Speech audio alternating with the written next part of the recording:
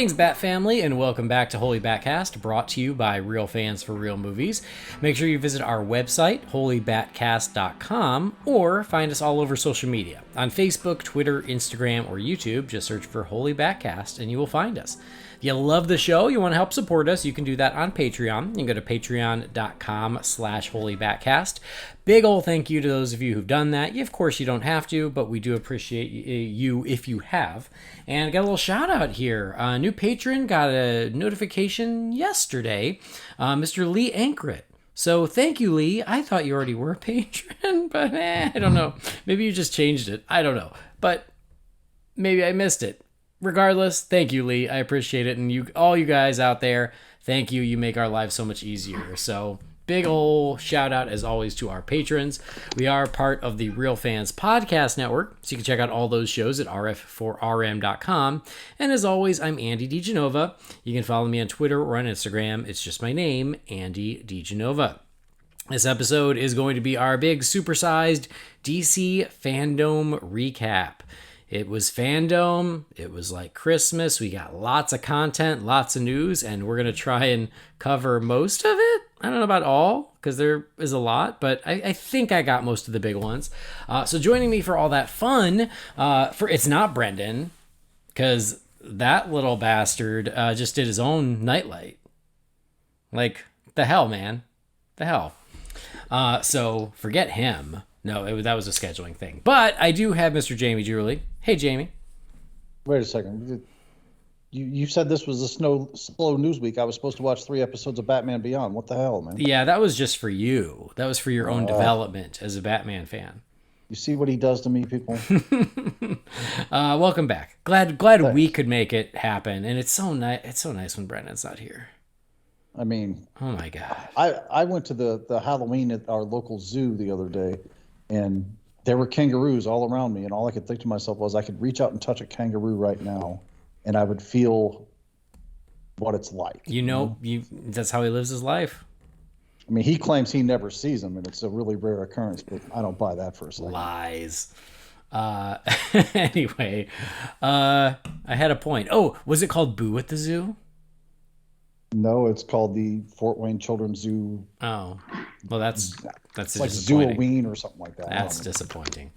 Okay, well, Brookfield Zoo in Illinois, I think that theirs was called Boo at the Zoo, and that's what they should all be called. Ours is a children's zoo. That Brookfield is much bigger. Okay. We also have another special guest. So I mentioned the Patreon, and I know that I have a couple patrons who I've needed to get on the show. And this guy, he and I have been going back and forth for, at least a month, maybe 2. And every time I'm like, hey, can you do it? And he's like, I want to, but this week is bad. And then he just got married a few weeks ago, which is why he couldn't join us then. But I gave him a shout out then. Now he's a newly married man. It's Mr. Brent Lee. Hey, Brent, welcome to the show. Hey, thanks so much. Appreciate you all having me. Again, so it's an honor to be on with you two. Well, it's a pleasure to have you, and congrats on the wedding. I hope it went well. Thank you. It did. No rain, so can't complain. Good. Oh, was it outdoors? All outdoors, both reception and ceremony. So we got a nice 75-degree Indiana day. So wonderful. Wait a second. Time out. You had a scheduled outdoor wedding in the Midwest in October. Oh, well, it was late September. So but that week we got married on Friday, and Wednesday was 55 and a downpour. So there was a little bit of nerves, to say the least. I mean, you're brave. I'll give you that much. Oh, we were playing with fire. We were definitely playing with fire. That's good. I'm glad it worked out. And how's married life? It's been 3 weeks, man. You okay? It's been good. All right. I mean, she's not going to hear this. You can be honest with us. Well, I think I told you in email that I had shared the episode where you gave us a shout out, and she still could not believe that, or she originally thought that it was maybe another Brent Lee who was a Batman fan got married the same week as us, and I said no, it's me and you. So she's at least listened to the first maybe minute of that episode. Okay, good. Well, you're now internet famous, Brent. Prepare yourself. It's really great. Let me tell you. I believe it. What's your wife's name? Her name's Allie. Allie? Yep. All right. Hi, Allie. It really is Brent. It's this Brent. So congrats, Allie. Be nice to Brent. Watch some Batman with him. I will definitely play her this section of the podcast. And you be nice to her. Watch, I don't know, The Bachelorette. It's really fun, actually. I'm a big fan. Anyway. Watch My Best Friend's Wedding with her. I have to watch that movie with my wife all the time. It's not at all one part of my collection. It's just one of her discs that sits on my shelf. It's totally not me at all. So the movie that I've kind of come around to really enjoying that we do watch that's in her wheelhouse is La La Land. I like that one. Yeah, it's super solid. Okay, that's a good one. Excellent. That's marriage for you. Exactly. You know, supporting each other's interests, compromise, watching stuff. Yeah, all good stuff. Just like last night, me and Catherine actually had a night at home, which is the first time that's happened in like a month. And so we each picked a movie to watch. And so I let her pick, and she picked Trick or Treat, and then I picked Halloween 4. And this is how marriage works. Clone her now. Everybody's happy. Okay, so Brent, it is your first time on the show, and as is tradition, you have to tell us a little bit about your Batman fandom and what's your favorite Batman movie and why. Yeah, so I think to answer the Batman fandom question, I've kind of got to go to the movie answer first. And we were saying before the podcast that Dark Knight is my favorite movie of all time, but it's not my favorite Batman movie. And Andy, I'm sure you'll probably appreciate and be happy for this answer, but it has to be Batman 89. That was just so seminal in me being aware of Batman and the character. And I remember as a kid asking my parents to replay on the VHS that intro where the score kicks in for the first time, and I just loved that music so much. And we didn't have an album or a tape or anything like that, and that was the only way for me to hear that. Now it's uber convenient to get it, but just everything about that movie. I mean, it's the iconography, the just everything. It's just so perfect, and I think that just I kind of going forward, it's Batman the Animated Series as a 5 or 6 year old, and I remember having the Batman Returns sheets on my bed. So it's like that movie was just the match that lit the powder keg. So and then I did share with you on email that I do somewhat have a fond spot for Batman Forever, only because it was the first Batman cinematic experience that I could remember. So I'm trying to maybe be in Brendan's corner a little bit here. Yeah. Okay. Well, he's not here. You don't have to kiss up to him. I know, but I gotta stand up a little bit for it. It's all good. I get it. There you go, Brendan. Enjoy that bone we just threw you. Always trying to give Brendan a bone. Anyways, that's excellent.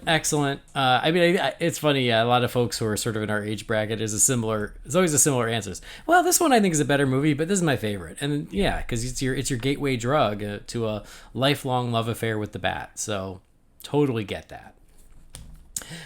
Well, that's good that you love Batman 89, because we are getting a little bit of return to that world and all kinds of other stuff in the DC world. So this last weekend was DC FanDome, and as I warned on the last episode, I wasn't even able to watch it live. I had to catch up all of it late that night and then the following day, because my sister came to visit me from Illinois, and we had 48 hours to hang out, and so I wasn't going to make her, I don't know, play on the iPad while I watched DC FanDome for a few hours.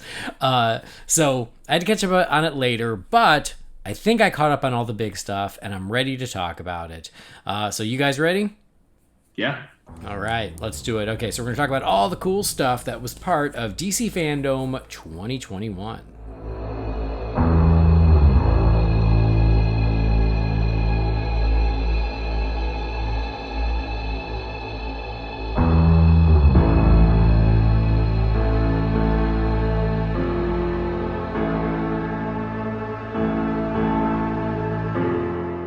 I'm starting with something very Batman-y, but also a little off the beaten path, a little different.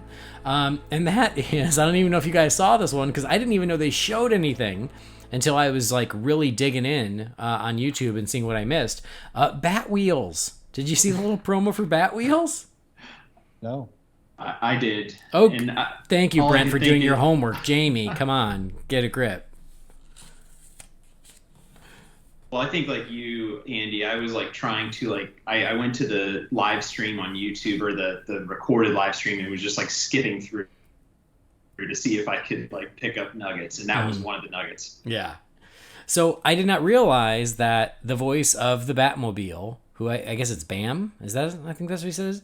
It's Hawk from Cobra Kai, who I've had a very complicated relationship with over the course of Cobra Kai. I loved him, then I hated him, then I hated him, then I loved him, and now I kind of like him again, like back and forth. But he was there, he's talking about it, and then we also talked to the actor who's playing this version of Robin, which is Duke.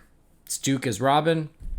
And they showed an animation test. I don't think it was like the finished animation, but an animation test for Bat Wheels. And you didn't watch it, Jamie, but Brent, what did you think? I mean, it looks pretty cool. I mean, I think you and Brendan, you talked about this a few episodes past. I mean, it's obviously geared towards the younger group. And, you know, for me with a 3-year-old nephew, I think it's something that, you know, be fun to watch with him, but don't know that I'd be able to get Allie to watch it. Well, we'll get her there one thing at a time. Yeah. I gotta say, like, this is the first time we're actually seeing animation. We had seen the character designs prior, but I think it looks really cool. I really do. I know it's for kids, but it's one of those things where, like, on a Saturday morning while I'm eating my cereal, will I put it on? There's a very good chance. There's a good chance I'll put it on. And especially now with a kid of my own on the way. I can't wait to have this ready to go. But like, I thought the animation was really cool because it was like a chase of the Batmobile and like the Joker. It was like a Joker van and sort of a chase / fight on the freeway. And I don't know, the animation I find to be very pleasing and the character designs are cute. I don't know. I kind of dig it. Jamie, any thoughts on Bat Wheels? I'm watching it right now. I'll be right back. Okay, great. Talk about cramming for the test the day of. That's what I felt like today. I know. The problem is because they did not release a schedule for the day. So obviously the big stuff was very easy to find, but then I just had to dig more and go, oh, shoot, they did a thing for Bat Wheels. That's cool. I realized they did a thing for Super Pets. Speaking of animated stuff for kids, they did a little Super Pets promo. It's not much more than what we have seen previously, except now we know what Ace looks like.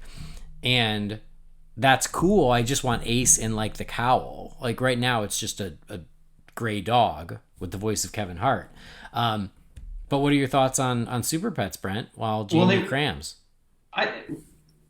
It sort of was weird to me that they didn't have like it was sort of weird to tease a November trailer and just show like a snippet. Like you would have thought they could have maybe put something together, but I mean, you know, again, I think it's along the lines of you know, the other show just being a little bit more kid friendly, and I got nothing against that. And I'm sure The Rock and Dwayne's his name, right? Dwayne The Rock Johnson. No, but you know, that I'm sure he and Kevin Hart will be fun. Yeah, I mean, I know that this movie is further along. I'm sure they have more to show. So it was weird that I was like, oh, cool, they did a Super Pets promo. And I was like, oh, that's it? Okay, great. Let me know when there's something more. I much like Bat Wheels, I'm surprised at how much I'm looking forward to it because I think it looks cool. I like the animation a lot. I like the way the characters look. But yeah, like at this point, we've seen Crypto, now we've seen Ace, but now I'm ready to like see the world. I want to see more of it. Jamie, did you catch up? Be right with you. Watching that now too. Oh my gosh. We're gonna have to we're gonna keep going. We're gonna have to back up. That one you didn't miss much, Jamie.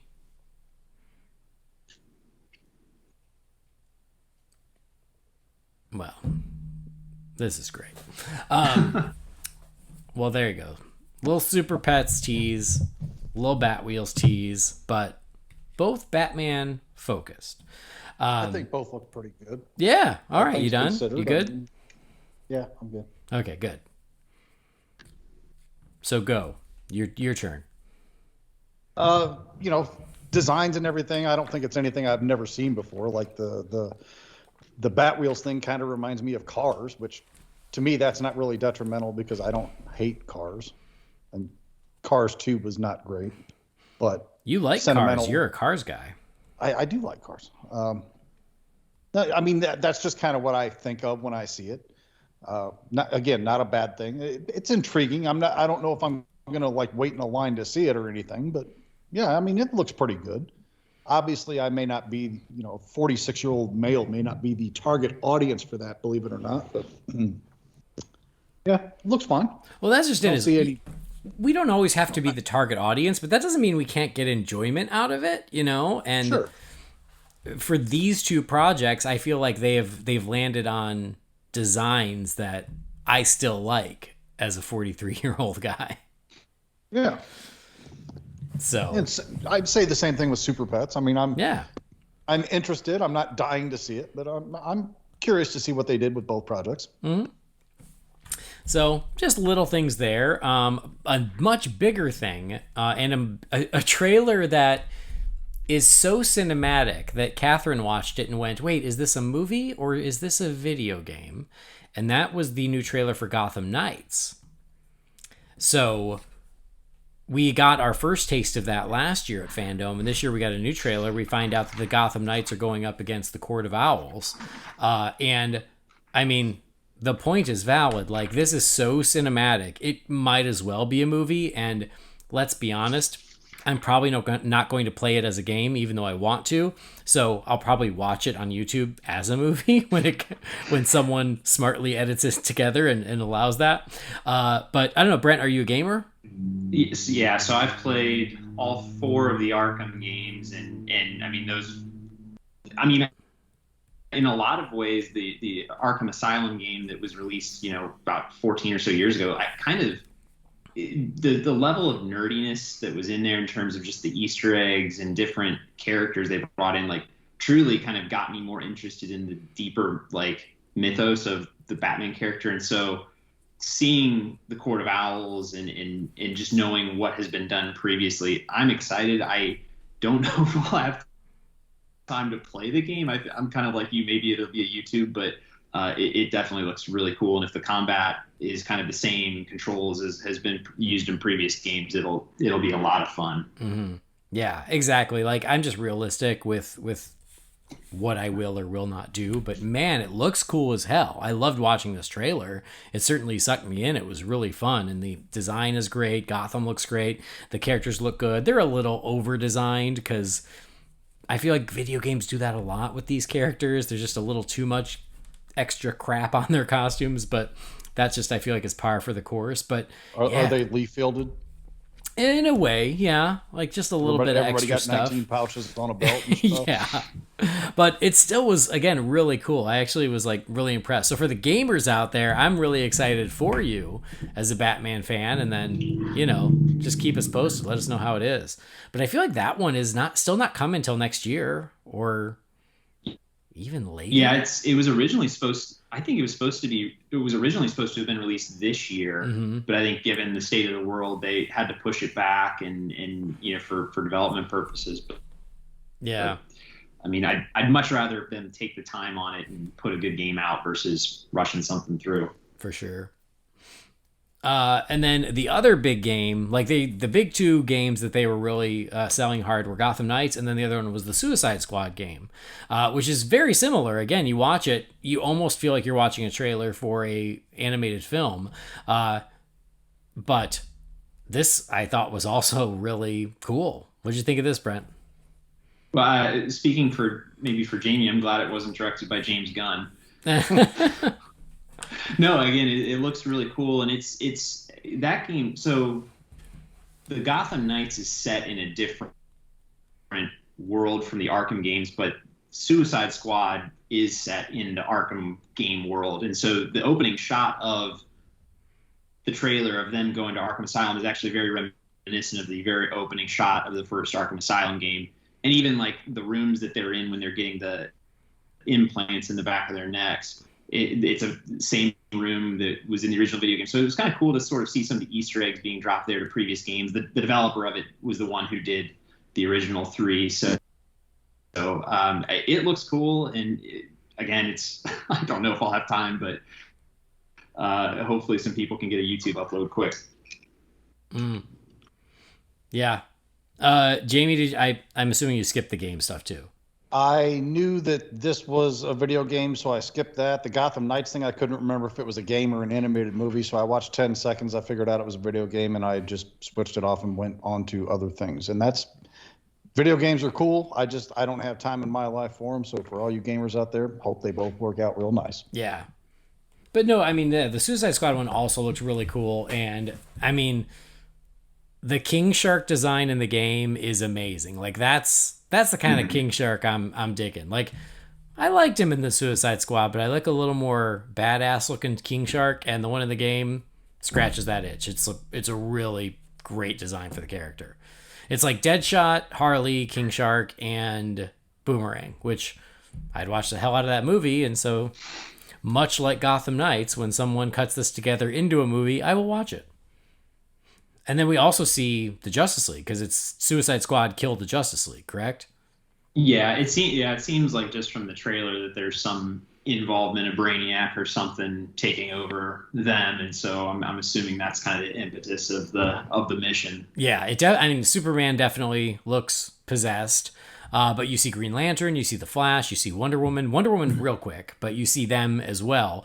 The Flash costume is like a perfect example of an over-designed video game costume. It's almost like Injustice, where like now he's got goggles and all this just extra, layers on him. Do you remember the old toys, Absolute Justice? Do you remember that line? Oh, yeah. I love that line, but like I just liked the figures by themselves, not all the crap you could just attach to them. And that's why I feel like some of these video game designs are. It's the Absolute Justice versions of all these characters. Was it Absolute Justice or Total Justice? Oh, Total Justice. You're right. Yep, that's it.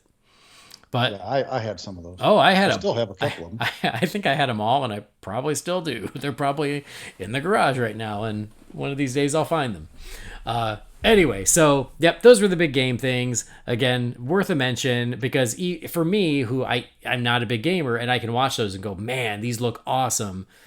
This is really exciting for the DC fans that are gamers. Both of those games look great to me. So for the gamers out there, awesome. I hope you guys are psyched too.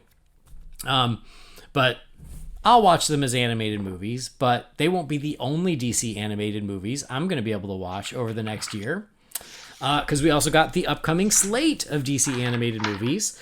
The first one coming in February. So Injustice is about to come out, right? Within the next week or so. Like, it's really, I think really so. Close. But in February, we're going to get the next one, and that is Catwoman Hunted. And there was a full trailer for that one.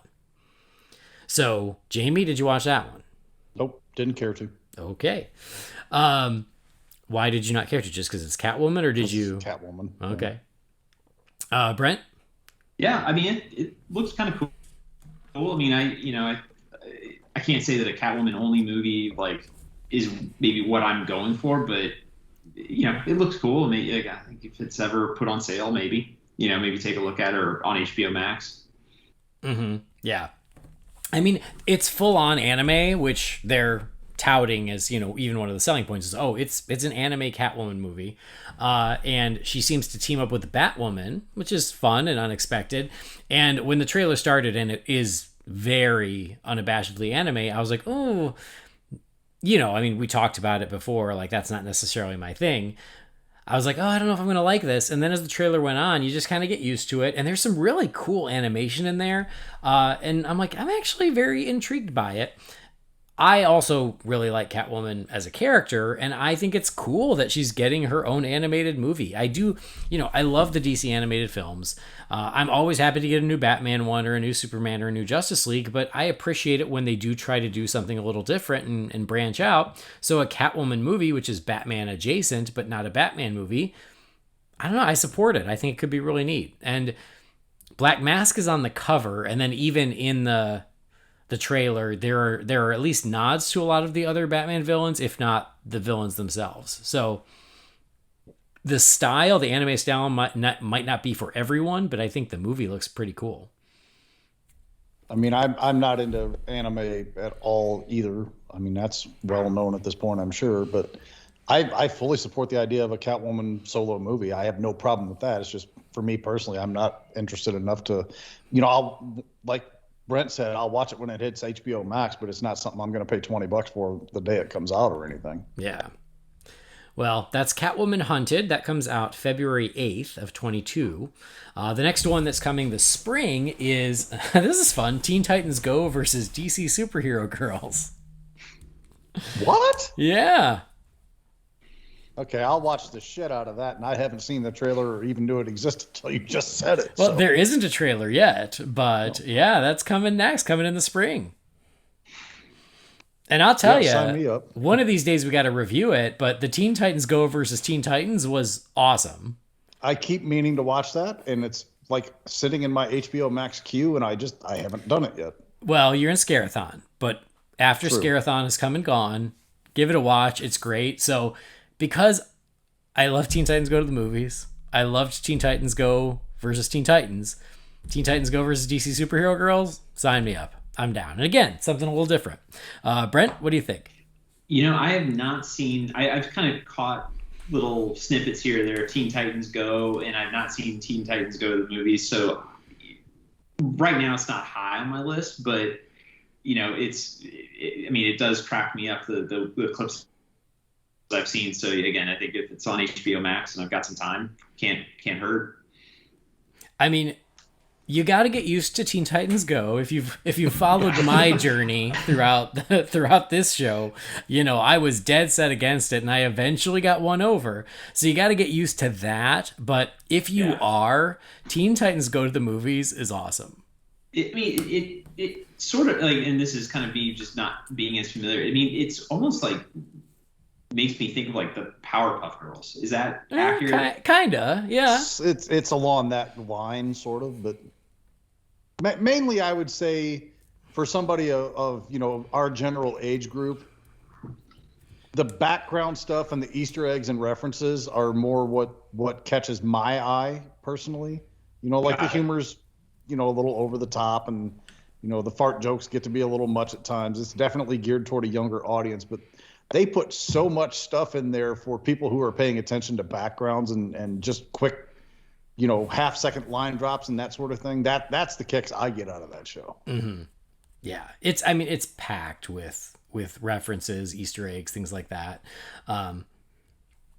And I'll tell you, all season long, I think it was last year, their Halloween episode last year is where they all transformed into monsters. It might have been 2 years ago. I can't remember. But it had this song, and I even played it on last year's Halloween Holy BatCast. And it's scary, scary, oh so scary. Do you know that, Jamie? Did you see that one? Vaguely. Okay. I've watched the episode one time, but yeah. Okay, first of all, watch the episode. It's 11 minutes. It's really easy. But that song is so freaking catchy. I put it on my Halloween playlist, and me and Catherine sing it all the time. Boy, all the songs in that show can be catchy. There's one where they do it like the heavy metal movie from back in the early 80s. And it's called like, oh God, I can't even remember what it's called. Jay Yaws is screaming. It's like Sun Begins to Shine or something like Night that. Begins to. Yeah. Yes, I've heard. I don't know it very well, but yes, I remember hearing. I hate that one, but like my kids walked around singing the Shrimps and Prime Rib song for like a month after that aired, and they watched that episode every day, and they loved it, and they thought it was the funniest thing ever. So. All right. Anyway, Teen Titans Go versus DC Superhero Girls in the spring, and then in the summer, a new Green Lantern animated movie, Green Lantern: Beware My Power. Which feels... Which lantern are we focusing on here? No idea. Okay. All they announced was the title. If they said, I didn't see it, but I didn't see any artwork, no nothing, just the announcement of the slate. But number one, that's kind of random, just because I feel like Green Lantern is sort of flying under the radar right now, so that's exciting. But I also just love Green Lantern, and we haven't had an animated Green Lantern movie since the live action movie came out in 2011. So I'm excited to revisit the world of Green Lantern, even animated. The two Green Lantern animated movies that are part of this whole continuity or not even necessarily the continuity, but First Flight and Emerald Knights, I think both of those are great. I love both of those. I still think First Flight is like in the top 5 of all of them. It's fantastic. It's great. Yeah. I mean, that was your template to do an awesome Green Lantern movie right off the get-go, but, Yep. They have a tendency of ignoring that when they're making live-action films. So whatever.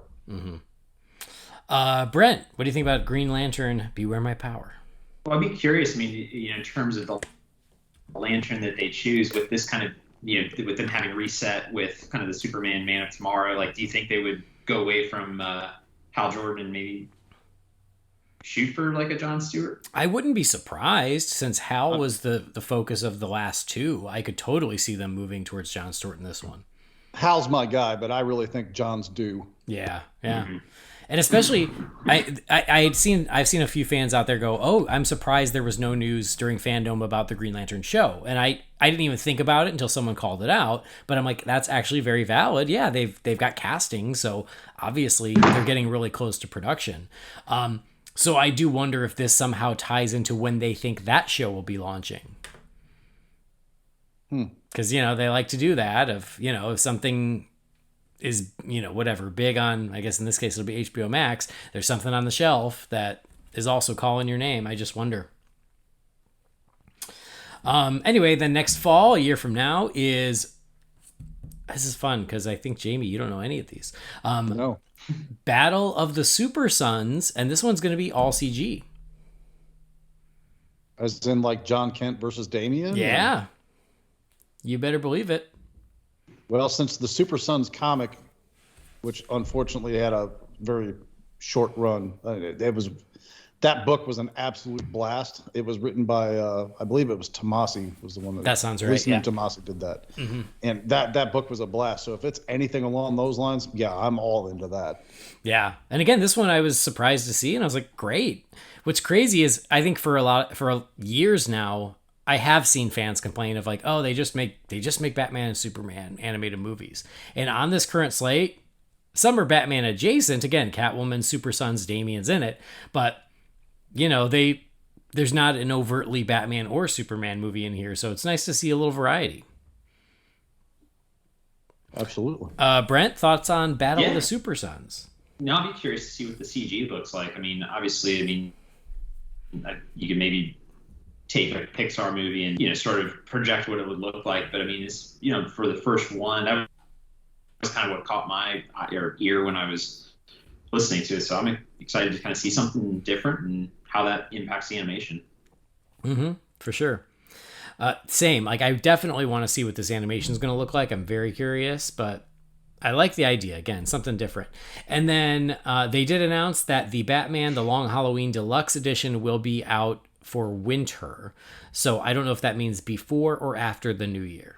But my guess is before, so it's on shelves for Christmas. So I have to give an official apology because I got everyone's hopes up that they would do it this year. And I was wrong. That was my bad speculation. They're waiting a whole year to release the deluxe edition. But at that point, you'll get The Long Halloween as one big movie. So... But it's the long Halloween, the long wait. This is true, but it's finally on HBO Max, right? Yeah, both parts. Yeah, so there's that, which means now we got to review The Long Halloween Part 2. And I have to say, like, I bought both of those movies because I wanted to be able to listen to the podcast and not have spoilers. So, so I'm kind of a little bit out of luck on the. That's on me. That's on me. Y'all know Andy bought the damn things the day they came out. I'm just too cheap to do it nowadays. I actually went to a store and gave them money for a disc, which I had not done in age. I know. I didn't even know how it worked. I was like, wait, what do I do so I can take this little box home? And they go, you give us money. And I'm like, I haven't done this in so long. Look, y'all can blame DC Universe for my stance on this because I would always go out and buy like the deluxe edition with the little action figure or whatever they had out for whatever movie the day it came out. And then DC Universe is like, we're going to release all the animated films the same day you could buy the Blu-ray. I'm like, well, I don't have to spend $20 on Blu-rays anymore. And I just got in that habit and I never got back out. So. Yeah. Blame DC Universe. I blame you, DC Universe. Well, here's the fun thing: is I bought parts 1 and 2 already. Will I buy the deluxe edition? Probably. Yep. I probably will. Not probably. Don't even kid yourself about Odds are this. better than even. Mr. I own 26 copies of the movie Halloween. It's true. Oh, anyway, so that'll be fun because they're gonna release it and it's gonna have really cool artwork, but it's gonna be the same movie. And I'm gonna go, yeah, I need that. It should come with like an action figure to really make it worth my while. Anyway, so Brent, sorry, I think we owe you like a rebate or something. Hey, it's the cost of being a member of the Bat family. Well, but I mean, I'm grateful that you were that concerned about the show that you were like, well, I better buy these now. I mean, we did do the first half. Jamie didn't, yeah, but we got to do the second half, and I still haven't watched either one. I mean, if I can count them for Scarathon, I'll find a way to squeeze them in. But I'm trying to. I counted them. I counted them for Scarathon. They count. All right, I'll get them in there somewhere then.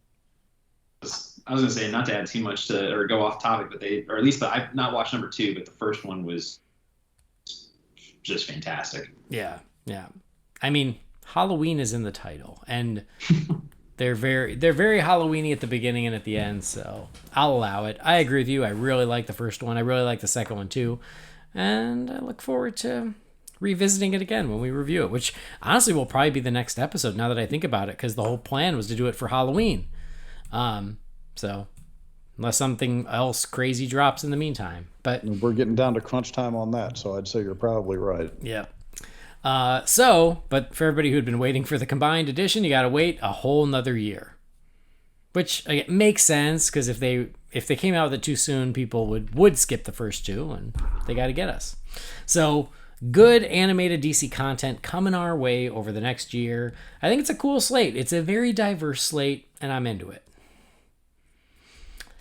But there's more animated Batman coming our way too, because we are getting a new Batman animated series. That's Batman Caped Crusader. So I did watch this. I watched the whole panel. I don't even know if I can call it that. It was a 5-minute little chat with Bruce Timm, J.J. Abrams, Matt Reeves about Batman Caped Crusader. Oh, and James Tucker. James Tucker was in there too.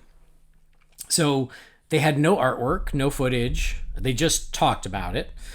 So you didn't miss a trailer, I guess, because it's not coming until 2023. It's really early, but they did come in and talk about it. And they talked a lot about what Bruce Timm said. He said it's more Batman the Animated Series than Batman the Animated Series. Because basically what he said is, we had all these great ideas when we did Batman the Animated Series, but we couldn't do them either because of technology or because of standards with the TV network, etc. So this is allowing us to do things that we wanted to do back then that we get to do now. And then they talked about Does that mean Bruce Timm's going to put a bunch of naked women in it? I mean, it's possible. It seems like something he would do. I mean, maybe Alfred's going to shtup Dr. Leslie Tompkins. So you've got my eyebrow raised on that. I don't know. They talked about Batman's got all these great characters and villains, and they're iconic in the animated series, and we have a chance to do something different with them and make them just as iconic, which all sounds good. I honestly had forgotten J.J. Abrams was involved with this. So when we saw him on the list, I was like, oh, what the hell is he coming on to talk about? Superman? No, just this. And then they did say it is going to be a young Batman figuring things out. He's great. We've never seen that story before. I was kind of afraid to say that out loud because I knew that's what would happen. But yeah, basically it's going to start pretty bare bones. He's not going to have everything that he needs yet, and that's going to happen as the series progresses. You're going to see him testing out early versions of the Batmobile before it becomes the Batmobile. So you're essentially going to see that happen. So that's what they mentioned about the show. Are you sure they didn't show a trailer for that? Because that all sounds real familiar to me somehow. Well, one thing at a time, my friend. One thing at a time. What was really kind of cool was J.J. Abrams and Matt Reeves both were if you read between the lines of what they were saying, it was almost like they were yeah, we put our clout behind this so Bruce Timm could do what he wanted. It was when you watch it, that's sort of what it sounds like. Is they're oh, this sounded fun and we love being parts of the meetings and now we can let Bruce do his thing. So anyway, kind of cool, kind of interesting. I was very interested in seeing the actual artwork, the actual designs of what it's going to be, but we're going to have to wait a little bit longer. But yeah, Brent, what did you think of what you heard about this? I mean, it's hard not to be excited about it. I mean, just because of how how important the original series was. I mean, I have to admit that I will still, once Allie's fallen asleep, I will put it on just to go to sleep myself. So I still watch it today. Yeah. I mean, those, for as limited as they were because of the censors and all that, I mean, it's still such a great show. So I'm excited to see where it goes. But it's like, I also kind of at the same time, like, worry a little bit about setting expectations too high of it sort of being the animated series, like a continuation of it, especially if they haven't really talked much about voice cast or whether, Kevin Conroy or Mark Hamill, like those mainstays, whether they would be part of it. And I just, when you associate so much the success of the original show with some of the talent that they had on Batman the Animated Series, like if they sort of don't get the mix right, I don't know, but I'm excited nonetheless. But, I think those are I think just expectation setting will be interesting. Mm-hmm. I mean, there's good points. Is like, they're certainly using the popularity and the love for Batman the Animated Series to hype this up, but that could almost backfire because of how beloved that series is. Like that this somehow has to live up to it. That's a tough bar to clear. Jamie, what do you think? I mean, just because I'm in that mood tonight, I'll just say it out loud. It's got to be better than Batman Beyond, right? Sure.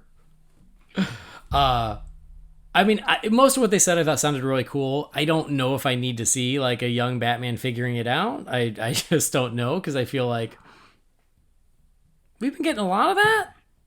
Almost exclusively. I felt like that was some of the beauty of the animated series, was it just drops you in. Yeah, that is the beauty of it. I totally agree. Is that it drops you in. Batman's Batman. His rogues gallery is out there, unless, an episode is specifically for an origin like Two-Face. And yeah, that was sort of the beauty of it. And maybe that is why Bruce Timm wants to take a step back and go prior to that. And I could see that from his standpoint, because, he didn't get to do that with his version. But yeah, what the real question, will this, I don't think it's a prequel series. It seems like it's its own thing. So it's interesting to see how similar or different it will be.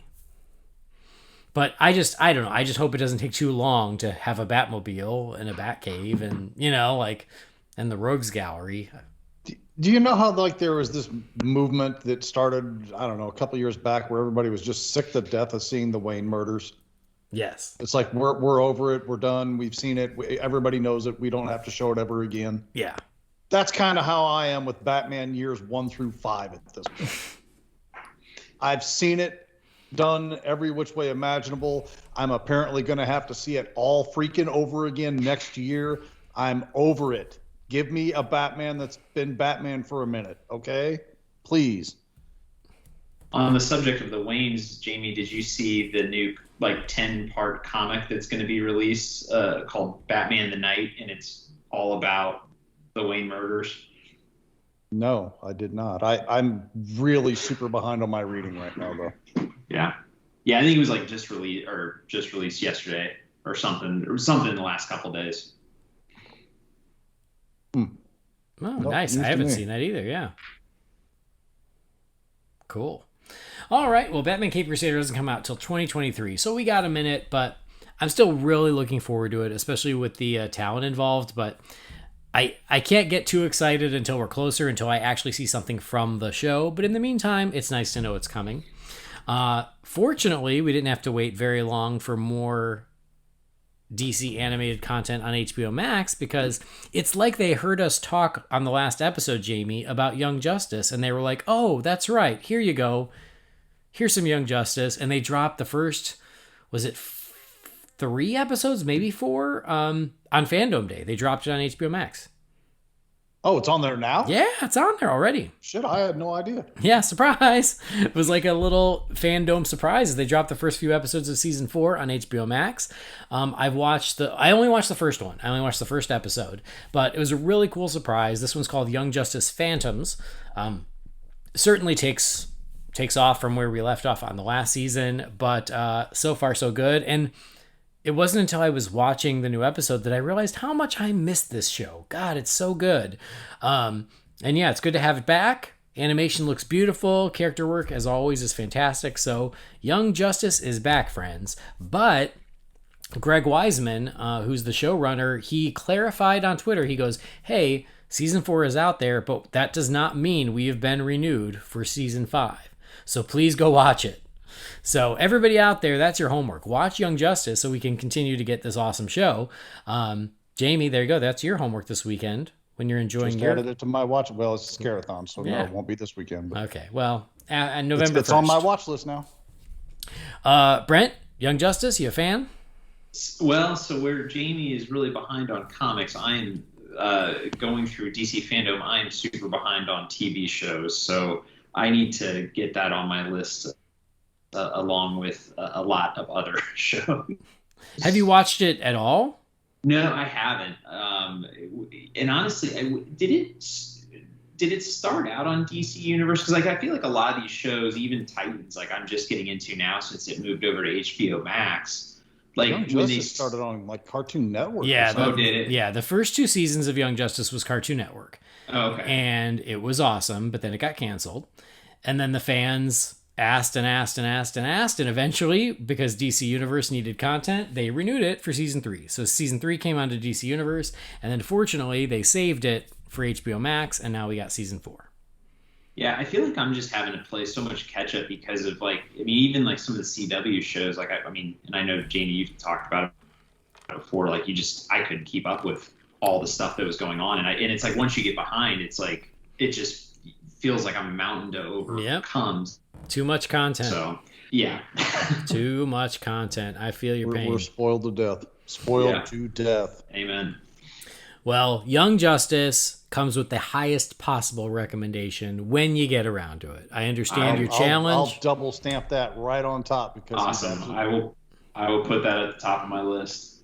It is, I think I can say that it is my favorite animation for anything DC. Like if we're talking just animation wise, it is my favorite character designs, and the animation is just flawless. It's so good. Awesome.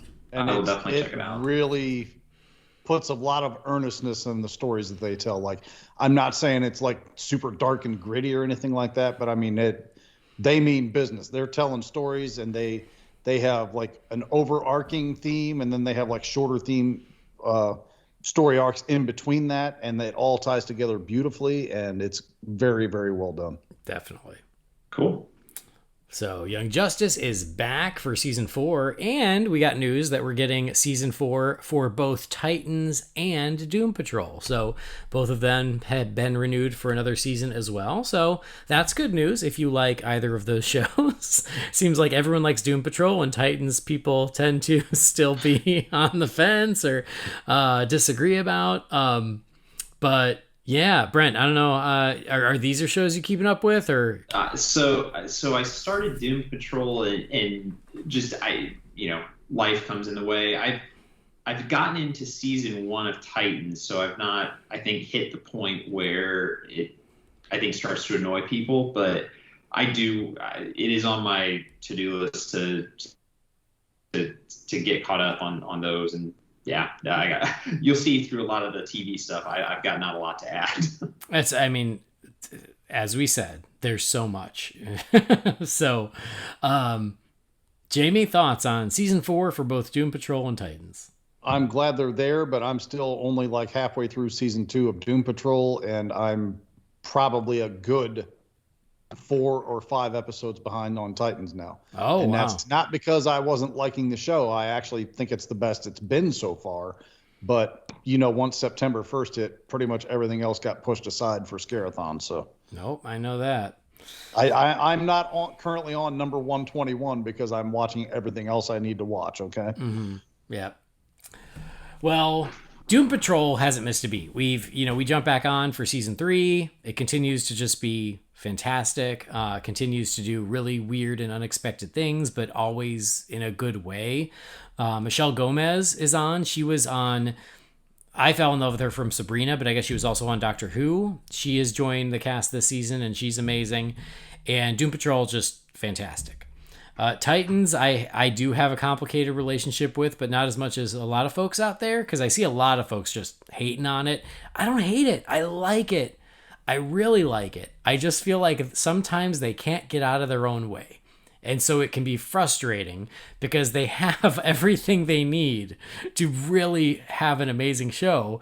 And then they just keep tripping themselves up, and it's just frustrating. So I have been enjoying Titans, but at the same time, you just see the potential for more, and it doesn't seem to ever meet that potential. But I'm still glad. I know I was still on the fence with Crane, and apparently he hit a point where you either went with it or you did not. And I am not quite I'm right at the edge of where that happens, but that's when September 1st hits. So. Yeah. But that's apparently been the biggest divisive thing about the show this year that I've seen anyway. Okay. Yeah, so that's how I feel. Doom Patrol, I straight up love. Titans, I like, and I just wish I could help them. But I am glad they're both coming back. That means people are watching, because that is the funny thing, that for all the fans who hate Titans and think it's awful, they still watch it. So as long as you're watching, HBO Max is like, okay, it's a show people watch. We'll keep going. So anyway, those are coming back. And then we also have a new show coming to HBO Max in The Peacemaker. So he survived the Suicide Squad just barely, and now he's got his own 8-episode miniseries coming to HBO Max, and we got our first official trailer. Jamie, did you watch this? I did. Okay. Tell us the 10 favorite things, starting with 10, working your way up to 1. Listen, if this was like a hour and 45-minute Peacemaker movie, I'd be like, all right, I get it. I can roll with this. And, it'll either work for me or it won't. That's fine. All I could think to myself watching that trailer about halfway through was 8 episodes of this. That's going to get old real damn fast. Okay. What about you, Brent? I enjoyed Cena in Suicide Squad. I thought he was pretty funny, but it's the jokes wore. If you see it too often, the jokes wear thin, and it's just it seems like we're just getting more of the same, and it's it's almost like James Gunn can't help himself with just some of the high school humor, and it's just I don't know. I'm not really excited about it, but that's just me. Yeah. I think the trailer's kind of fun, right? I'm not against it. I think I'm like, oh, yeah, it's kind of fun. And I do love Cena. I think he just seems like a fun dude. I'd like to hang out with him. So I like him. It looks pretty fun. It's just one of those things where it's I'm not counting down the days. It's not top of my priority list. When it hits, will I watch it? Probably, hopefully.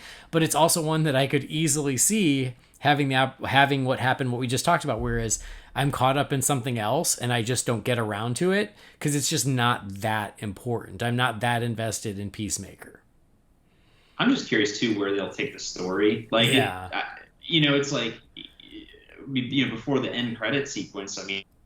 It was just kind of it could have ended there, and the Peacemaker thing would have been a prequel, and I wouldn't have cared less. And it's just I just don't know where the story goes that's going to make me care, at least. Yeah, it does feel, based on the trailer, that they want something a little more redemptive for him, because by the end of the Suicide Squad, I hated him. But again, I think that was kind of the point. I wasn't supposed to like him, but I'm Team Flag all the way on that one.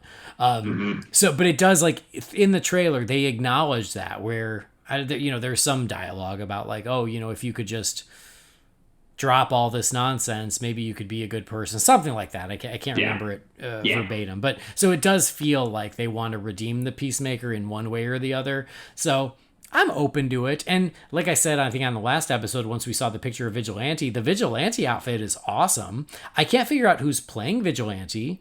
I checked on IMDb and nothing is credited to him, unless it's only his alter ego that's credited, but I don't know enough about Vigilante to know who his alter ego is. So, incidentally, Vigilante is not the character I thought it was, because I thought Vigilante was the one the comedian was based off of. That ain't this guy. Okay. So who was it? Do you know? I don't know. Oh. I don't know. I can't, yeah. Anyway, so Peacemaker, interested, relatively entertained by the trailer, but not counting down the days. In fact, I can't even remember when it's coming out. January 13th, I think. I took some notes. Thanks, Brent. I will concede this much. I'll give it its due credit. Watching him drive down the street in his car with the eagle sitting in the passenger seat looking out the window, for some reason that kind of made me smirk. That was pretty good.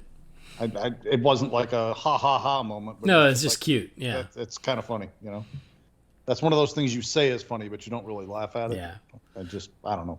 I like that. Yeah, I'll admit that. And his dad is the T-1000. Don't trust that dude. No. Okay, so that is The Peacemaker coming to HBO Max, and we also have some movies coming to HBO Max. And Jamie, a little round of self-congratulations here. We called it on these, of like, what might we see? Actually, I think we were pretty spot on with a lot of the stuff. But we were like, Blue Beetle and Batgirl are both coming to HBO Max. It's really early. What could we see? And we both were like, well, concept art of what they're going to look like, of the costume. And that's what we got. We got concept art of what Blue Beetle is going to look like in the movie. I'll just start and say it's perfect. If that's how it really looks out of art and in live action, nailed it, because that's exactly how Blue Beetle looks. So that was badass. Did you see it, Jamie? No, didn't even know it was. I didn't know either one of these things were shown. Yeah. Here's what I did for my homework for FanDome. Okay, I went on the Joe Blow movie trailers thing and watched all the movie trailer stuff that they showed, or the snippets for the other things that we're getting ready to talk about here. So if it wasn't on there, I didn't see it. Well, do a quick Google image search. And Brent, tell me, did you see the Blue Beetle? You did, because you did your homework. I'm looking at it right now. Oh, all right. There you go. No, yeah. I mean, I'm not as familiar with Blue Beetle and don't have the love that you do for him. But yeah, I mean, again, it's, can't hate content for characters we haven't seen before. I mean, I think that's kind of the exciting thing about right now is that, especially with HBO Max, you're getting to see things that you wouldn't have if it was, relying on a, $500 million box office take. Mm-hmm. Yeah. No, the costume is perfect. It looks amazing. And then I do love that he's in front of a Cord Industries building. I think that's a nice touch. Because Ted Cord was the original Blue Beetle. So, Jamie, I just sent it to you. Did you see it? Oh, I found it on the Google image thing. Looks like Blue Beetle to me, boy. Yeah. It's exactly how he should look. I like it. I mean, I'm not crazy about Blue Beetle, but yeah, I mean, if you're going to make one, that's what he should look like. Yeah. He's awesome. There's one for Batgirl, too? Yep. All right. Keep discussing. I'll get there in a second. I type slow. So, there was also apparently a little Batgirl, again, panel it seems like a generous term, but little promo, and it seemed like it was sort of the same, it's again, they can't say too much, and so a lot of these panels, even though I missed them, I feel like I didn't miss a lot of actual concrete content, but we did learn that she will have the red hair and the cowl. They have said, and I think this came out the day before FanDome, that Batman will be in the movie, and when asked which Batman, all they would say is the real Batman, whatever that means. And then just today, we already knew this, but it was officially confirmed that J.K. Simmons indeed will be Jim Gordon. So, Brent, how you feeling about Batgirl? And then this promo art or this concept art. Yeah, I mean, it looks really cool. I mean, just looks like an interesting kind of color. I mean, I don't know if colorful version of Gotham, but it's interesting. And I have not heard the J.K. Simmons news, so I think like you, it's like I I wanted to see more of him as Gordon. So I think that's great news. Yeah, for sure. Yeah, the concept art is awesome. It's her on like a gargoyle looking out at Gotham, but it's comic book Batgirl, cowl, hair, cape, and all. That's not a gargoyle. That's clearly the Panther statue from Wakanda. Well, maybe she's visiting. Maybe she's on vacation. I mean, I'm cool with it. If you want to do a Batgirl Black Panther crossover, sign me up. I'll say this much: it doesn't look like they're leaning toward the Burnside costume. So, me likey from what I see in this little silhouette that I'm zoomed in at a bad resolution here. Yeah. Yep. But it's got the little gauntlets up by the arm there, and looks like almost like not gauntlets, but the same kind of thing sticking out of the knee pad area for her. And the cowl seems to be possibly almost a full face cover, like an actual Batman mask with the red hair flowing behind her and the Batwing shaped cape. I like what I see here. Mm-hmm. Yep. I agree. I think it looks great. If they can capture these visuals in the actual movie, I'm all in. I love the J.K. Simmons news, but here's your question. Where's your money? Which Batman is going to be in this movie? Brent, put your money down now. Oh, God. Go ahead. Make your choice. I'm a very busy woman, and I haven't got all day. It won't cost much. Just your voice. Sorry. Continue. That's great reference. Oh, gosh. I'm going to go out on a limb and say Keaton. All right. Fair enough.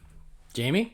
I mean, if you want to tie it into everything, Keaton's the one that makes sense. If you're going to have Keaton be the, if we go back to the initial rumor that Keaton was effectively going to be like the Nick Fury of the DC universe, it makes sense for him to be the Batman of that movie, right? Mm-hmm. If she's tying into stuff. But, I mean, you also have J.K. Simmons there. So, I mean, I'm sure there's a select group of people out there, myself included, that are on their knees praying to God Almighty that it's Ben Affleck, although that seems highly unlikely at this point. But yeah, it's so tough because J.K. Simmons, you go, well, then it's Ben Affleck. That's their Gotham. That's their universe.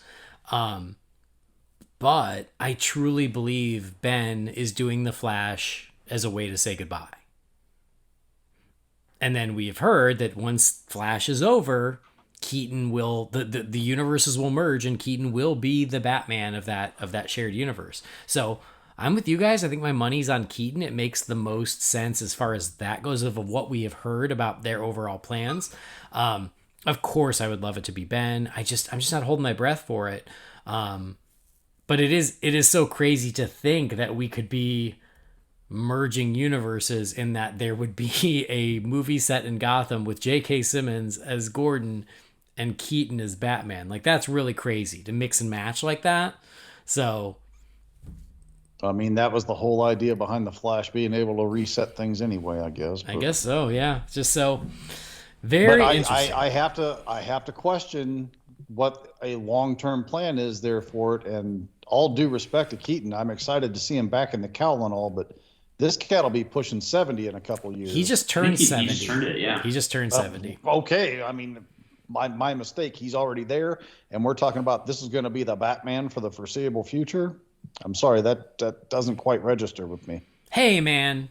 Harrison Ford is like 108, and he's shooting Indiana Jones right now. Okay. I mean, I don't know if he'll survive shooting the movie, but he's doing it. He's still doing it. Harrison Ford didn't look like he was doing all that great 13 years ago playing Indiana Jones, so I can't wait to see this. The fun thing is that Indiana Jones 5, the second half of the movie is just going to be like Weekend at Bernie's. It's going to be Short Round and Mutt carrying around Indy's corpse.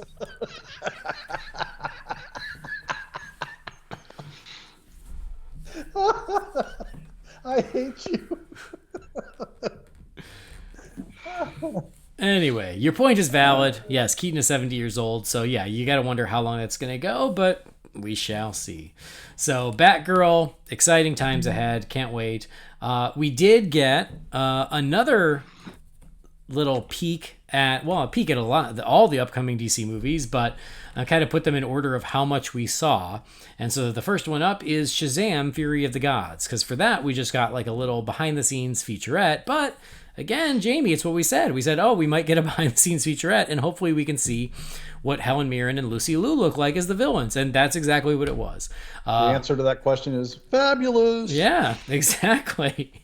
I gotta say, someone tweeted, and I wish I remember who, because I want to give them credit because it was brilliant, but they were like, here's the problem with having Helen Mirren and Lucy Liu as the villains. How do you expect me to root against them?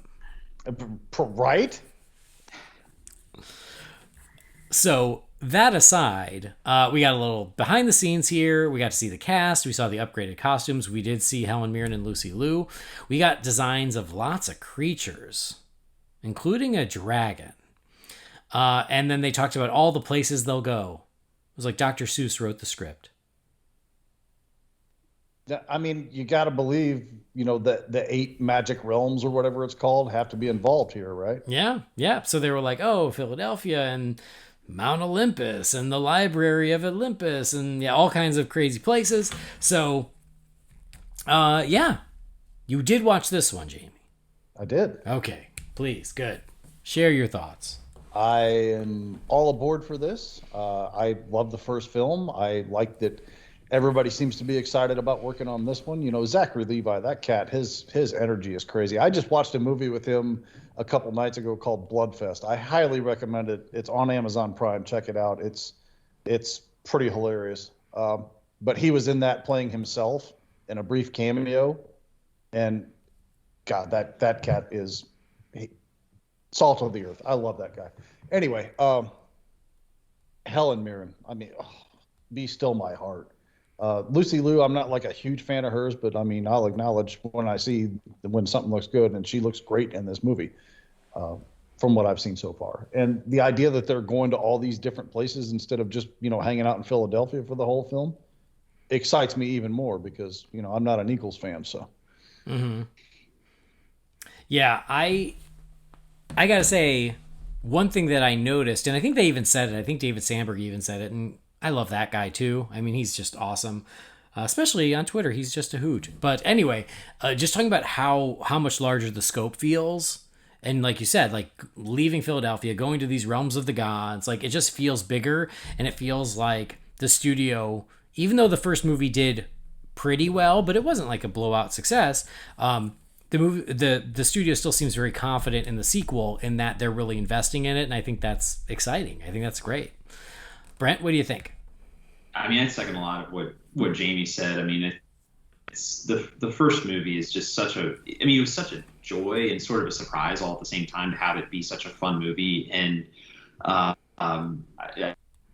think, again, Zachary Levi, probably the best thing that happened to him is getting killed off as a member of the Warriors 3. So, because he just, I mean, you can just tell how much fun he is having with all this. And again, I think to Jamie's point, the whole cast just looks like they're having fun. And I mean, it looks great. I thought it was kind of clever how they had Asher Angel at the beginning. I don't know if either of you saw the intro to the behind the scenes, but they had Asher Angel kind of intro, and he says the word Shazam, and then it switches over to Zachary Levi. So I thought that was kind of creative, but no, it's something I'm looking forward to. And have they said, will Mark Strong be back as Savannah? I haven't seen anywhere. I don't think so. If so, I don't think they've announced it. It will. Okay. Yeah. So I thought he was great in the first. Oh, he was amazing. Yeah. I am sort of surprised as far along as they have to be in principle at this point that we didn't get like a legit teaser out of it instead of that. But I can't say I'm disappointed because this is what I called at minimum we were going to see. So. Yeah. No, I'm so excited for it. I love the first one, but this one, just feels like everyone is that much more excited. They're that much more confident. The suits look great. The villains look great. Again, the places, the creatures. The creatures, I think, were the things that I was most impressed with because there was a few of them that they showed, and I was like, the designs looked awesome, and I'm a sucker for creatures. So yeah, superheroes, creatures. I can't wait. I think it looks great. So it's just a little taste, but it was enough. And I think I'm really looking forward to it. So Shazam is coming back, and someday he might fight his arch nemesis Black Adam. Maybe. Someday, perhaps. But first, Black Adam gets his own franchise. So it's the world we're living in right now.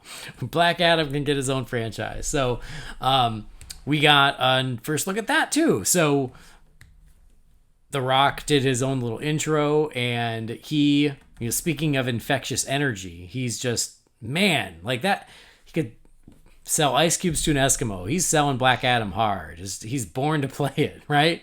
And so he was so super thrilled, and we got to see the other superheroes as well.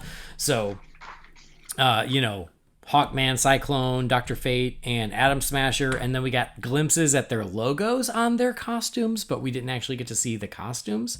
But the logos looked hella good. And then, Dwayne Johnson talked about the movie, and we got a lot of concept art there as well. Another one where it looks like the scope is just out of control. And then we get a little bit of footage, a little tease, and it is truly another tease. We don't get the full reveal, but we get the footage of Black Adam arriving and, vaporizing one dude and obviously showing his power, because I don't know if you've heard, but the hierarchy of power in the DC universe is about to change. So FYI, write that down. But anyway, our first little tease of Black Adam, still not a full-on suit reveal, but what'd you think, Brent? I think first, as a child of the 90s, and again, maybe this is kissing up to Brendan, but to see Pierce Brosnan was just a treat.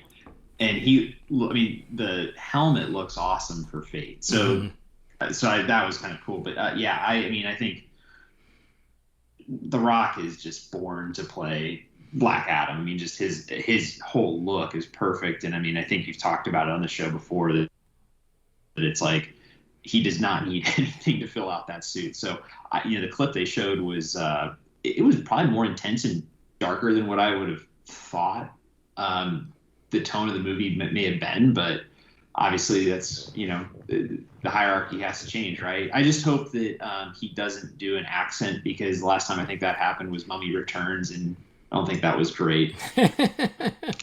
Or wait, no, didn't he play Danny DeVito in Jumanji 2?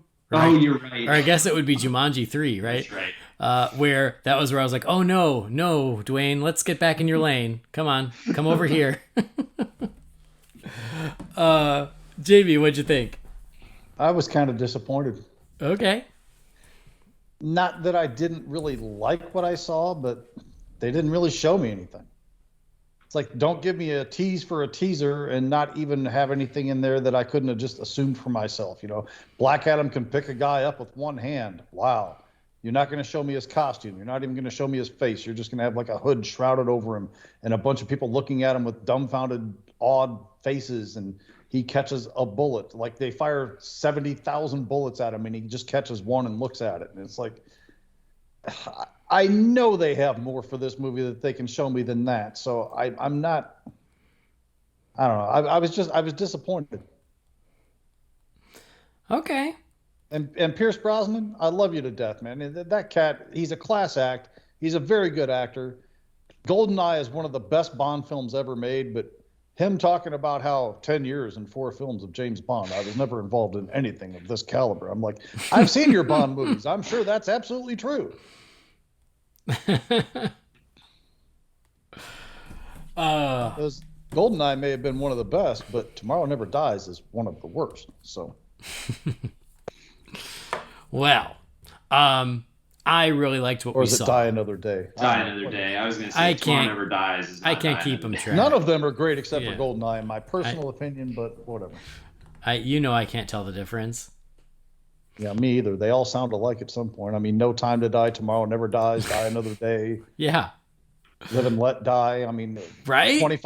25 Bond films and 24 of them have Die in the damn title. Anyway, I liked what we saw. I really liked what we saw. Like I said, the glimpses of the costumes of the other characters are awesome. Like you said, Brent, Dr. Fate's helmet is awesome. It is just good to see Pierce Brosnan because he's just so damn cool. And then, The Rock's enthusiasm for the movie is infectious. Catherine even said, because she watched it without me, and she goes, "Yeah, it's so funny," because she goes, "Black Adam." I'm like, I don't care about Black Adam. And she goes, but after The Rock's intro, I was like, wait, I think I'm excited for this movie now. I think he sold me. So he's good at what he does. And then the little footage we got was cool, but I do understand, like, yeah, there's probably more they could have shown by now. Especially, here's my point, especially because last week, photos of the suit and of the Hawkman armor leaked. And that's not what you want the first impression of these suits to be, is the Black Adam suits on hangers and the Hawkman armor in a pile in a box on the floor. Because those leaked, it's like, then just do the reveal, because then that's the photo that everybody's going to share, and that's the photo that'll go viral. So you've teased us long enough. At a certain point, let's just see the goods, at least Black Adam. Seeing The Rock in a black bodysuit, is that really something that we need to keep under wraps at this point? Right. Seriously. Right. Exactly. So I liked what I saw, but I do think that at this point, there's no reason to play it so coy. Like, come on, let's go. And let me also address, I love Dwayne Johnson, okay? I'm a fan. I like this guy's movies. I watch pretty much everything, and I like more of them than most people do. Like Skyscraper, I'm not even apologizing. I like that. Rampage, I like that. I mean, San Andreas, I like that. My kids and I watched the hell out of San Andreas at the theater and disc both.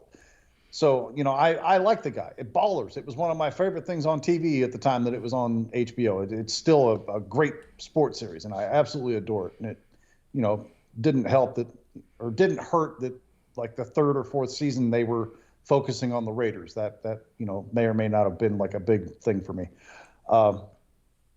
But him out there talking about, oh, this has been a passion project of mine for years. It's like, okay, you're selling the sizzle, not the steak. I get it. You're a diplomat. You're playing with your words up here and getting the foes excited. I get all that, but let's tell the truth. You were busier than hell because you shoot 4 movies a year, and this was not a high priority. But Warner Brothers, New Line, DC, whatever you want to call it, will give you carte blanche to do whatever the hell you want. And if you wanted to wait another 5 years, they were going to wait on you to do it. So please don't act like you've actually been working on this film for like 5 years, because you haven't. Well, I get your point, but I do think he truly has been wanting to make this movie. The problem is they had to just keep waiting because he had so much shit lined up beforehand. That's what I'm saying. He's trying to make it sound like, because of the way he phrases it, he's trying to make it sound like this is all he's worked on for the last 4 okay. or 5 years. I see what you're saying. And that's just not the case. Well, no. He talks about like that way for all of his movies. Exactly. And you know what? Bless him. If this is how he wants to approach things and he wants to continue to get the audience hype for that, great. But me, mind you, I was already pissed off by the time I watched this because of something else I saw. But by the time I watched this, I was already in a foul mood, so I wasn't letting anything slide. I mean, I'm pretty sure that a few years ago, I saw him do a promo where he's like, I was born to play the role of Skyscraper. It's the role I was born to play. And he nailed it. Sometime, text or call your boy Leroy and ask him about all the hype that he laid down for that Hercules movie that came out. I was about to say that same exact thing. Yeah. Well, Leroy was all about it because Leroy is like big into the Hercules mythos. That kid came out of that movie Transformers mad, okay? Well, to be fair, it doesn't take a lot to get Leroy like that. I mean, you're not wrong, but at the same time, he had a valid complaint. I never did see that. Honestly, that's a movie I always forget exists. Did. Leroy's the only person that saw it. Yeah. And actually, Leroy bought a ticket, and a couple other people we know probably sailed the 7 seas of the internet trying to find it and watched it that way. Leroy's the only one that actually went to a theater and bought a ticket. I hope he got a personalized thank you note from The Rock. And after the nasty things he said about The Rock afterwards, I seriously doubt it. It was like, Dear Leroy, joke's on you. Ha ha, Dwayne. Anyway, hashtag 7 trials or whatever the hell that was. Oh, yeah. About. Anyway, he also he said the name of the director, which I've never heard said out loud. And so what did I call him? Jaume or something, but he said Jama. And I was like, oh, that's not at all how I thought it was said. So that was interesting. I just hope that it's not the same editor as Jungle Cruise. I'm sitting there. He says it, and the guy's like, actually, Dwayne, it's pronounced, it doesn't matter what your name is. So, Black Adam, we will get more. But yeah, I liked what we had, but I do understand, the feeling of they could have given more, sure. But speaking of small teases, we also got our first tease of The Flash. And so the intro with Ezra Miller, like he did his best to downplay what they were going to show. He really did. What the hell was he wearing in that? Was that a dog collar? It was, yeah, something. All right. You do you, Ezra. Ezra, he follows his own rules of fashion. He marches to his own beat, and nobody else can even hear it. That's right. He does his thing. He I feel like he was trying to manage expectations of like, we wanted to show you the movie, but we just finished, and we don't even have enough to do a teaser. So here's all we can do, a little sneak peek. But even so, I still feel like the teaser frustrated some people who wanted more. But we did get a little teaser. Most of it is like voiceover of Michael Keaton talking about what the Flash can do. He can go to different worlds and different universes, and he's changed the future and he's changed the past. But now you want to fight to save this one, or something like that. And so we get a couple glimpses of the Flash in the new suit. We get a glimpse of him, what we assume is going back to save his mother. We get a glimpse of him showing up at Wayne Manor and going into the Batcave and turning on the lights. And then we get the little glimpse of the Batman cowl from behind. And we see that it seems like the spoiler block out from all the concept art from whenever that was, a month or two ago. It seems like that spoiler was the other Barry. So it seems like Barry is on an adventure with Barry as well as Supergirl. So we see them. And then they do another little tease for the Batmobile where it's covered in a tarp and he starts to uncover it and it cuts away before we get to see it. So our little teaser for the Flash. Brent, were you too teased or were you okay? I was okay with it. I mean, it was definitely enough to get me excited. And I mean, frankly, the first bit where Beautiful Dreamer from the soundtrack started playing, I was just like, if they can incorporate bits of Elfman's soundtrack into this one, I'm going to be thrilled. Mm-hmm. But yeah, I mean, Keaton, to hear him talking again and knowing that he's Bruce Wayne, again, it just, the nostalgia kicks in. But like I started thinking too, it's like, if they're modeling this off of Flashpoint at all, I'm kind of curious, like, if there's going to be a reverse Flash in this movie. It's, I don't know, it just like seems like he's such an integral part of that whole storyline. And obviously this Flash really hasn't been fleshed out any more than Justice League. So it's just like, I don't know, just kind of thinking about that. Some other cool things. I thought the Flash, the ring, I thought was awesome. Mm-hmm. It looked like the second Barry was using the bat suit from Batman Returns. I think he had spray painted red. So again, I thought that was kind of interesting. Yeah, mystery solved from that picture we got on Batman Day where we were all like, what does this mean? We finally know. Yeah, but I thought the suit that Barry Prime was wearing, I thought it looked great. Like it seems like it's jumping off of the Jeff Johns New 52 comic. I've got no complaints about what it looks like. Mm-hmm. Nice. And then obviously the footsteps in the cowl, like that gave me some goosebumps. I mean, that was just in the cave. It was just, to see that silhouette was awesome. Yeah. Great point about the music of getting, and they didn't go with the obvious choice. They didn't go with the Batman 89 theme, but using the Beautiful Dreamer theme. It was just enough, to pull on some of those nostalgia strings. I also saw someone put the footage of Barry pulling the power switch next to Batman doing the same from Batman 89, which is a great detail. That's perfect. And yeah, like you said, Barry number 2 wearing the Batman outfit, but sprayed for the Flash was, I don't think that's what any of us thought that was going to be. So nice to get that little surprise. Jamie, what'd you think? Woefully underwhelmed. Oh. It looked like a fan-made trailer for a video game to me. The ring was cool. I'm glad the ring's getting incorporated. But, you know, since somebody else brought up the Reverse Flash thing, I'll bring up my theory already. I'm just going to call my shot now. Reverse Flash is other Barry. I was thinking that too. It's Barry versus Barry. I wondered that too. Which honestly is kind of cool. Like, that's never really been done before. You know, like, I feel like other movies have played with that a little bit, where it's like the same actor as both the hero and villain, like Tron Legacy with Jeff Bridges kind of did that a little bit. But I feel like, oh, and then which Alien? Alien Covenant? Was that it? Where there was 2 Fassbenders? Yeah. So there was, like, I feel like other movies have flirted with that idea of, like, oh, the same actor is both the hero and the villain. Superman 3. But yeah, like, I do wonder if that's where they're going, is Reverse Flash is other Barry, and so Ezra Miller is playing both the hero and the villain, which could be really cool. Well, and now it's coming back to me that other Barry was wearing a yellow coat, I think. Okay.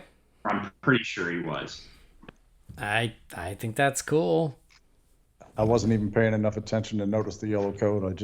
He said Reverse Flash and there's 2 Barrys. I'm like, well, there's only one logical choice I can make here. But yeah, you know, the Keaton thing. Listen, I don't want to piss on anybody's parade here. I really don't. But I'm just going to say my piece and move on with my life. We know what Keaton looks like in the bloody costume. We know what his Batmobile looks like. Why are we playing coy with this?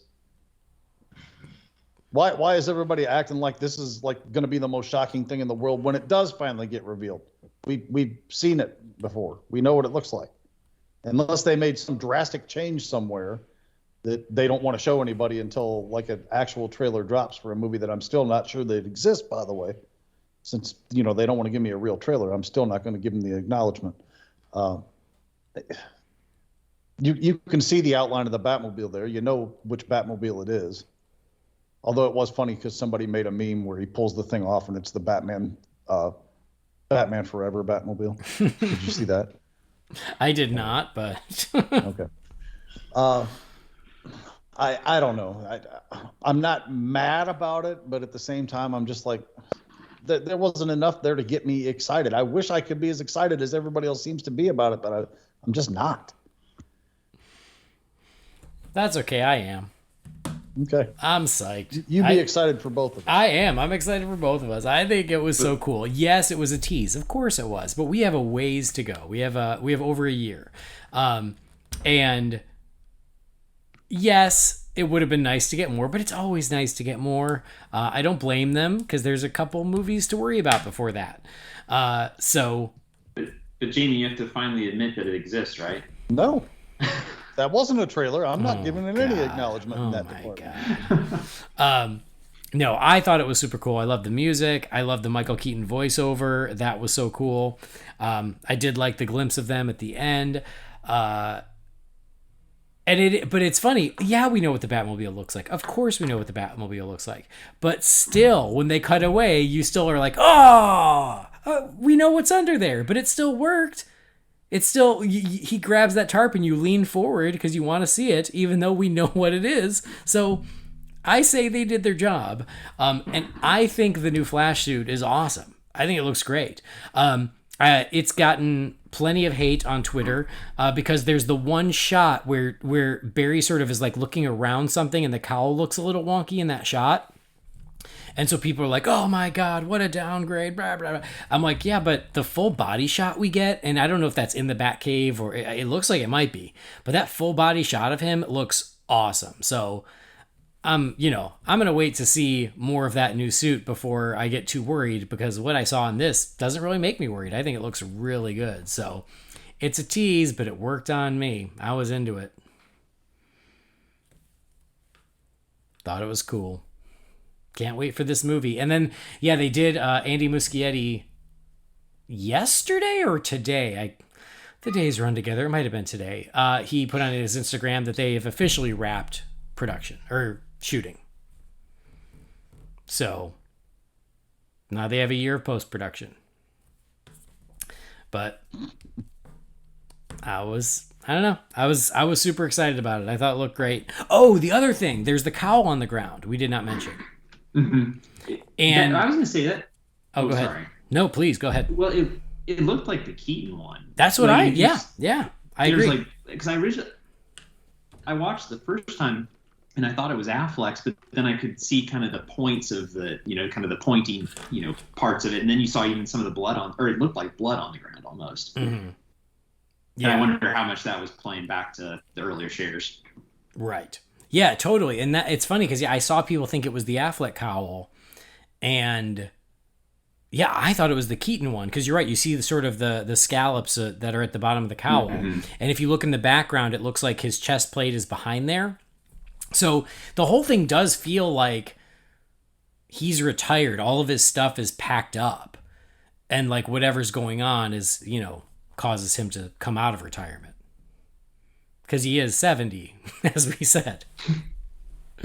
But yeah, so I am intrigued. I am excited. I can't wait for this movie. But maybe they didn't want to give too much away because the main event of DC FanDome, and it's what they've been pushing and promoting the whole time, was the full-length trailer for The Batman. So that was the first thing I watched. And I was so tempted because I was out at the theme park with my sister and I knew it had dropped and I'd already started seeing screen grabs and I was like, no, I'm gonna wait till I get home. Gotta wait till I get home. So I got home and yeah, it was like 1 a.m. and I started watching the Batman trailer. So we finally have a real trailer for the Batman now that the movie has been completely shot as well into post-production. I'm gonna let Brent say his piece first. I mean, I will preface my comments by saying I think this is a product of me being of the age when Dark Knight came out and it being my favorite movie, that I like the more grounded takes on the character. I mean, even in some of the comics, whether it's Long Halloween or, where it's more the noir grounded, that's kind of more my jam. And so this trailer got me excited. I'm kind of with you guys on the original, kind of takes on the suit, that I wasn't thrilled by it, but seeing it a little bit more in action, I don't mind it as much anymore. I think the cowl still is a little funky shaped, but it seemed to look a lot better in lighting and all that sort of stuff. Yeah. I don't know. I mean, between Paul Dano's voiceover just was, the right amount of creepy for me. And again, I think knowing that you're getting a Riddler that's a little bit more, that seems a little bit more of a threat than Jim Carrey is nice. I mean, I appreciate the aesthetics of it too. Again, I like kind of the dreary, rainy Gotham. And I thought some of the shots of, the one shot that really sticks out to me is him walking through the barrage of gunfire and almost like Vader from Rogue One, just taking those guys out. Now, I also want to say, I hope that he doesn't have invincibility against bullets, because I think that kind of defeats the purpose of him being sort of, the man underneath the suit. But I mean, overall, and I know, Jamie may have other things to say based on, some prefacing comments, but I'm excited about it. I mean, I'm just genuinely excited anytime we can get a new Batman movie. All right. Jamie. No, you have to go next. Oh, you're going to have the last word? Okay, that's fine. Since you didn't want me to go first, now you get to hear my shit last. Go that's fine. Okay, so I like the trailer. I do. I think it's a cool trailer. There's a lot to like there. Like what you said, Brent. yeah, my initial reaction to the suit was I was like, oh, I didn't, it's not what I was hoping for. I didn't really like it. But now that we got the teaser last year, we have the trailer now, I've warmed up to the suit. It's still not my favorite bat suit, but I've sort of, come to terms with it. And in this trailer, there are a lot of shots where the suit looks really cool, the moment where he looks up or the moment where he's standing there with Selena. There's a moment where he's falling and sort of the cape is billowing. So there's some nice Batman stuff in the trailer. And the suit, I think is pretty good. Again, it's not going to be my favorite, but I like it well enough to sort of agree with my esteemed colleagues Brendan and Jamie. Little did we know when we saw the suit that was going to be the least of our worries. We've made no bones about it, is that, we don't love the designs overall. So I'm not going to beat a dead horse and go into that. But no, this isn't how I want most of these characters to look. It's certainly not how I want the Riddler to look. Catwoman is okay, but it's just a little too real world for my tastes. So aesthetics aside, which the aesthetics, as we've discussed on the show before, not what I was hoping for. It's certainly not what I would have done. There's still some really cool stuff in the trailer. I'm actually really looking forward to this version of the Penguin. He seems really fun. Colin Farrell seems like he's having a blast. I really liked the couple little snippets we got of him in here. He was fun to watch. And I did think that final, I don't know, not shot, but vignette where he thinks he got Batman and he's really excited, and then you just see the car coming through the flames behind him and then flipping him over. I thought that was badass. Leading to that final shot of Batman walking towards him. So it's crazy because I feel like this version of the Penguin is really intriguing and is working for me.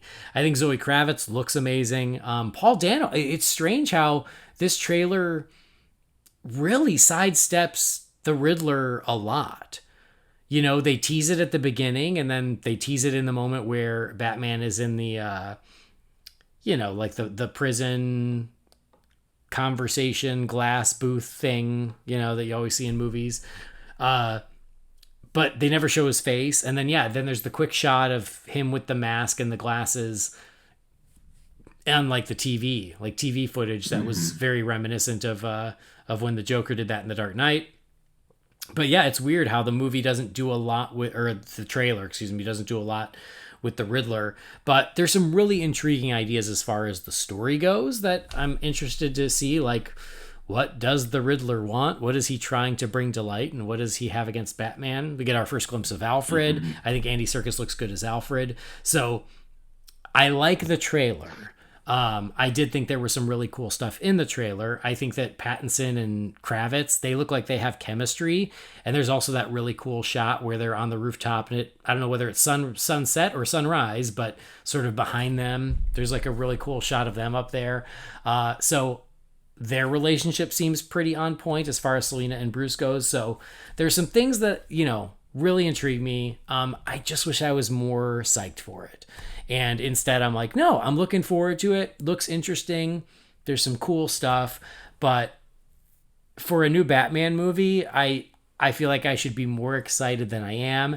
And I think it is just because of that ultra real world take. It was just not the route I wanted to go down, because I felt like we had done it so recently. But I'm much like the suit, I'm just sort of coming to terms with it and accepting it and going, okay, this is what he's doing. And so I'm going to get on board and I'm going to watch it, and I hope I love the movie.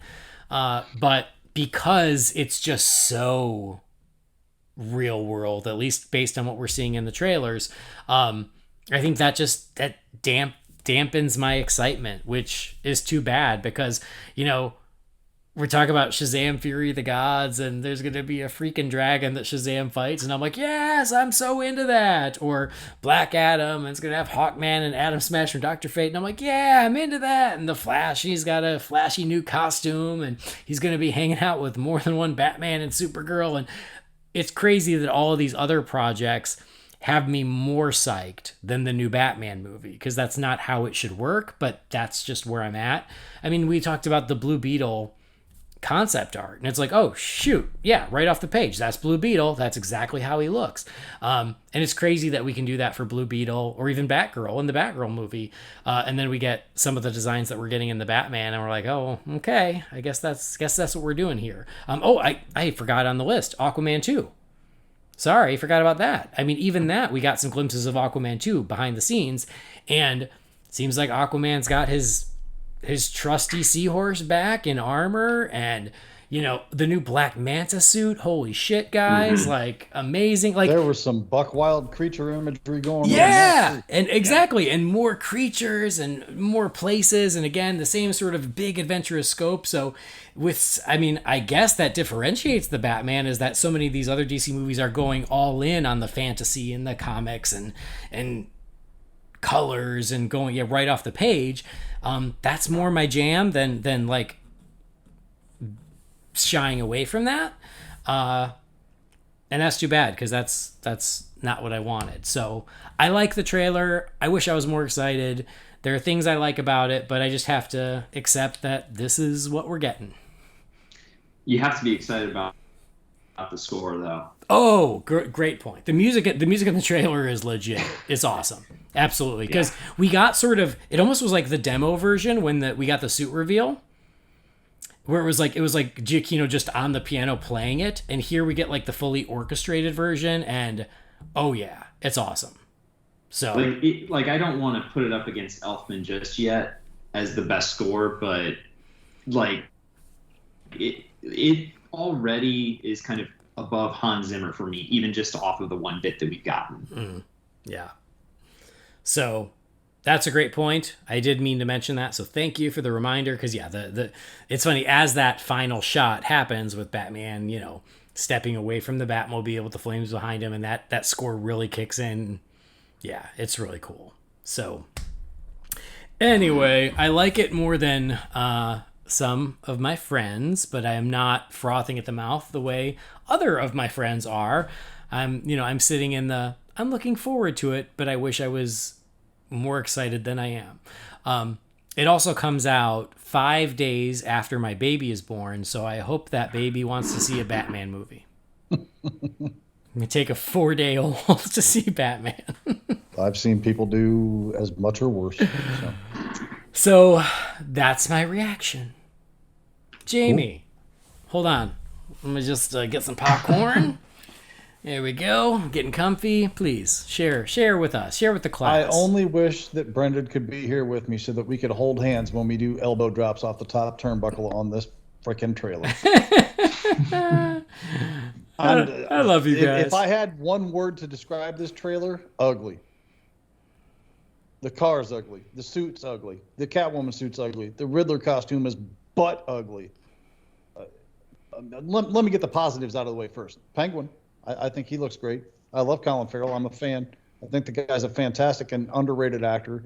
I'm certainly interested in what he's bringing to this character, and I hope he's not just like a side character. Like, I'm hoping he's like a co-main with the Riddler in this, especially since I'm not liking a damn thing I'm seeing or hearing from the Riddler anywhere in this. Imagery-wise, style-wise, I do like what I see here. But I liked it when I saw it in 2008, 2012, and 2016. Because it's just copy and paste of shit from The Dark Knight Rises, and Batman v Superman. I'm not seeing enough original stuff here that appeals to me to get my ears perked up for it. Listen, I've cut this thing every ounce of slack I can cut it to this point. I'm just like, the Batmobile's ugly as hell. I'll wait till I see it in motion. It's even uglier in motion than it is sitting still. The costume, I don't like the costume. I don't like this general style. I don't like the feel of it. I haven't liked anything that I've seen from this movie, but I keep holding out the hope that I'm going to watch the movie and like it. I no longer have that hope after seeing this trailer. There is nothing in this trailer that makes me feel like that shift is going to happen for me while I'm watching this movie, because I think the story is going to be so incredible. And I'll watch it and I'll give it its chance. And if I'm wrong, by God, I'll eat that crow with the biggest smile you've ever seen anybody eat fried crow with in their entire life. But right now, I'm adjusting my expectations from I hope I like it to I'm expecting not to. I did not like anything about this trailer that gets me excited enough to say I really want to see this movie on opening night. At this point, I hope they premiere it on HBO Max because I don't want to go out to a theater to see this. I don't want to put forth effort and money extra to see this.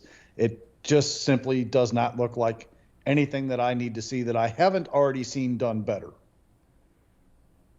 And I hate that I'm even saying that out loud about a Batman movie, but I'm sorry. I'm not going to lie to people and say, yeah, it looks all right. No, it to me, and if you guys love it, more power to you. God bless you. I hope it's a fantastic film, and I hope it works for you. For me, it looks like shit.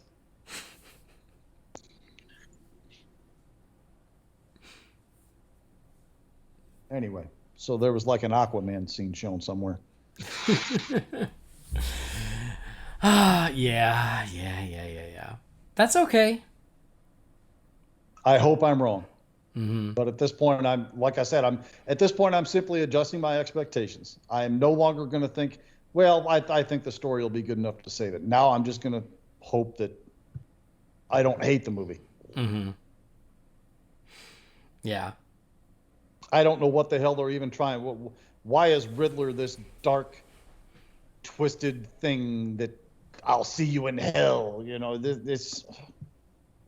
Listen, Brendan sent me a thing, and this is secondhand information. So I'm literally talking out my ear, even bringing this up. But Brendan says, yeah, and Reeves in the panel said that he thought Batman was getting too fantastical and that there wasn't enough focus on Batman's early career. I'm like, Honky, have you seen a Batman movie since 1997? I'm just that didn't do anything to boost my expectations hearing that stuff either. So it pains me. I don't like feeling this way about a Batman movie. I should be as excited as hell about a Batman movie being 5 months away, and instead I'm dreading it, and I hate that. Mm-hmm. I'm done. Let's go on. I will say this. Whenever there's a new Batman movie coming out, of course, I'm always looking forward to it. I'm counting down. And then what happens is as the movie gets closer and closer, they start releasing all this merchandise. Action figures and statues. And I'm like, I want to buy those action figures. I want to buy those statues. With this movie, I have no temptation to buy the figures or the statues because I don't like how any of the characters look. That statue that Brendan shared Brendan shared it in our little chat thing of Batman, Catwoman, and Riddler. Yeah, the action figures. I thought it was a joke. Yeah. I mean, I have certainly given up hope that their looks will evolve, because if the action figures are of the, ski hat for Catwoman and the big raincoat and glasses for the Riddler, I'm like, I guess that's it. I guess that's all we're getting. So the only speculation I would offer to Riddler being any sort of Riddler that you might recognize, the reason they're not showing his face is he might have a giant question mark scar on his forehead. That's the only thing I would even remotely hold out hope for looking anything like Riddler that you would know. Interesting. I didn't even think of that. Yeah. And I know, and I know that, the defense out there from a lot of people who can't wait for this movie is, well, there's more to a character than just how they look. And that is true. That's true. Yeah, that's absolutely true. And when I see the movie, that's what I'm holding out hope for, is I hope that Paul Dano's performance is so good, and the traps he sets for Batman are so ingenious and scary that I'm going to go, yeah, who cares if he wears a raincoat? Like, that was awesome, or that Catwoman, that Zoe Kravitz is so good, which I think she has the potential of being that good. Because again, I love how she looks in the trailer, that it's like, who cares if she really wears a Catwoman outfit, because damn, she's great. But yeah, I mean, I wish I didn't have to place my bets on that. I wish I could go, holy shit, I love everything I see, and I can't, I hope I eat a giant shit sandwich over the words that I've said tonight. But again, I'm not holding out hope that that's the case. Mm-hmm. And as far as like cool things that you've seen in the trailer, the thing that you mentioned of, Penguin with the big explosion behind him and he thinks he got Batman and the car comes flying through it. reminiscent of the BVS thing where the Batmobile comes crashing through the boat. Mm-hmm. The scene of Batman walking down a dark tunnel and all these gunshots are, setting off flashes almost like a strobe effect, straight out of Dark Knight Returns. The thing where Batman's punching the glass while he's talking to Riddler, it's reminiscent of the Joker interrogation scene in Dark Knight. I mean, I'm telling you, I saw nothing in this that exhilarated me that I haven't seen before done better. That's where my problem is right now. Well, you know the scene where he's in with the glass and he yells at the Riddler? Do you know what he says? It sounds like, where's the gun? But I can't. Where's the trigger? Where's the trigger? Again, I'm just making my point further. Yeah. Okay. That's all right. Aquaman 2 looks pretty good, though. As Robert Reinecke said, and they were words that changed my life. So Robert out there, I hope you're listening. Thank you. He said, your only responsibility to your listeners is to be honest. Well, the good news is I don't have Twitter, so I don't have to feel any of the backlash for what I've said tonight. So I'll go to sleep nice and peacefully. I'll tell you. You're the one that has to read all the shit everybody says to me. I don't have to read any of it. So. Maybe I'll delete the app for a week. Anyway, so Brent, I'm glad you're psyched. Yeah, I mean, and again, it's, I'm with you both. I think the aesthetics are not what I would. I mean, I think, Jamie, I'm with you. I thought maybe the Batmobile would look better in motion, and I can't say that that's the case, but. It looks like a jalopy. I can't with that car. Nothing about that car. It reminds me of something out of Mad Max, in which I just don't think of Batmobile. Like, when I look at Batmobiles, it's like, I mean, obviously 89 comes up, and it's just like, that's what it should look like, or something along those lines, or, Ground to Take, like the, Tumbler. But I don't know. I'm intrigued by the noir aspects of whatever the story ends up being, whatever the mystery is. But I also see it maybe completely being something that we've seen before. I mean, like this mystery that they're referencing, like, there's speculation that it may be something to do with the Waynes having something to do with the underworld, which is kind of ripped from the Telltale series of Batman games, that the Waynes were actually really corrupt and were part of the reason for Gotham being a corrupt city. So, yeah, I hope it goes in. I think that's the danger, is that it doesn't go in an original direction and just rehashes stuff that maybe some of the more diehard people have already seen, but maybe the mainstream hasn't. Mm-hmm. I feel like these guys are all doubling down on what came before them, trying to outdo the last batch. And that's detrimental here, because the idea is they're all trying to make Batman darker, more serious, more gritty, and more realistic than the last guy before them. And I'm over it. I said way back when the whole thing was going to get reset to begin with, I hope the next Batman is more brave and the bold and less Dark Knight. And that's literally exactly the opposite of what I'm getting here. So, have either of you read the book The Caped Crusade? I don't think so. I actually just read it like last month, and it gets into this very thing you're talking about, Jamie, of how Batman is, and it's like looks at his entire history of how the characters evolved, and to your point, how people try to really go into the dark, and then it eventually sort of shifts the other way. Maybe worth a look if you got the time. Yeah, I'll check it out if I think about it later on. All right. Well, guys, there you go. That's the honest reactions for the Batman trailer. Looking forward to it, and yeah, hopefully, I mean, like Jamie said, I hope we're all blown away and we freaking love it, and it's everything we want it to be.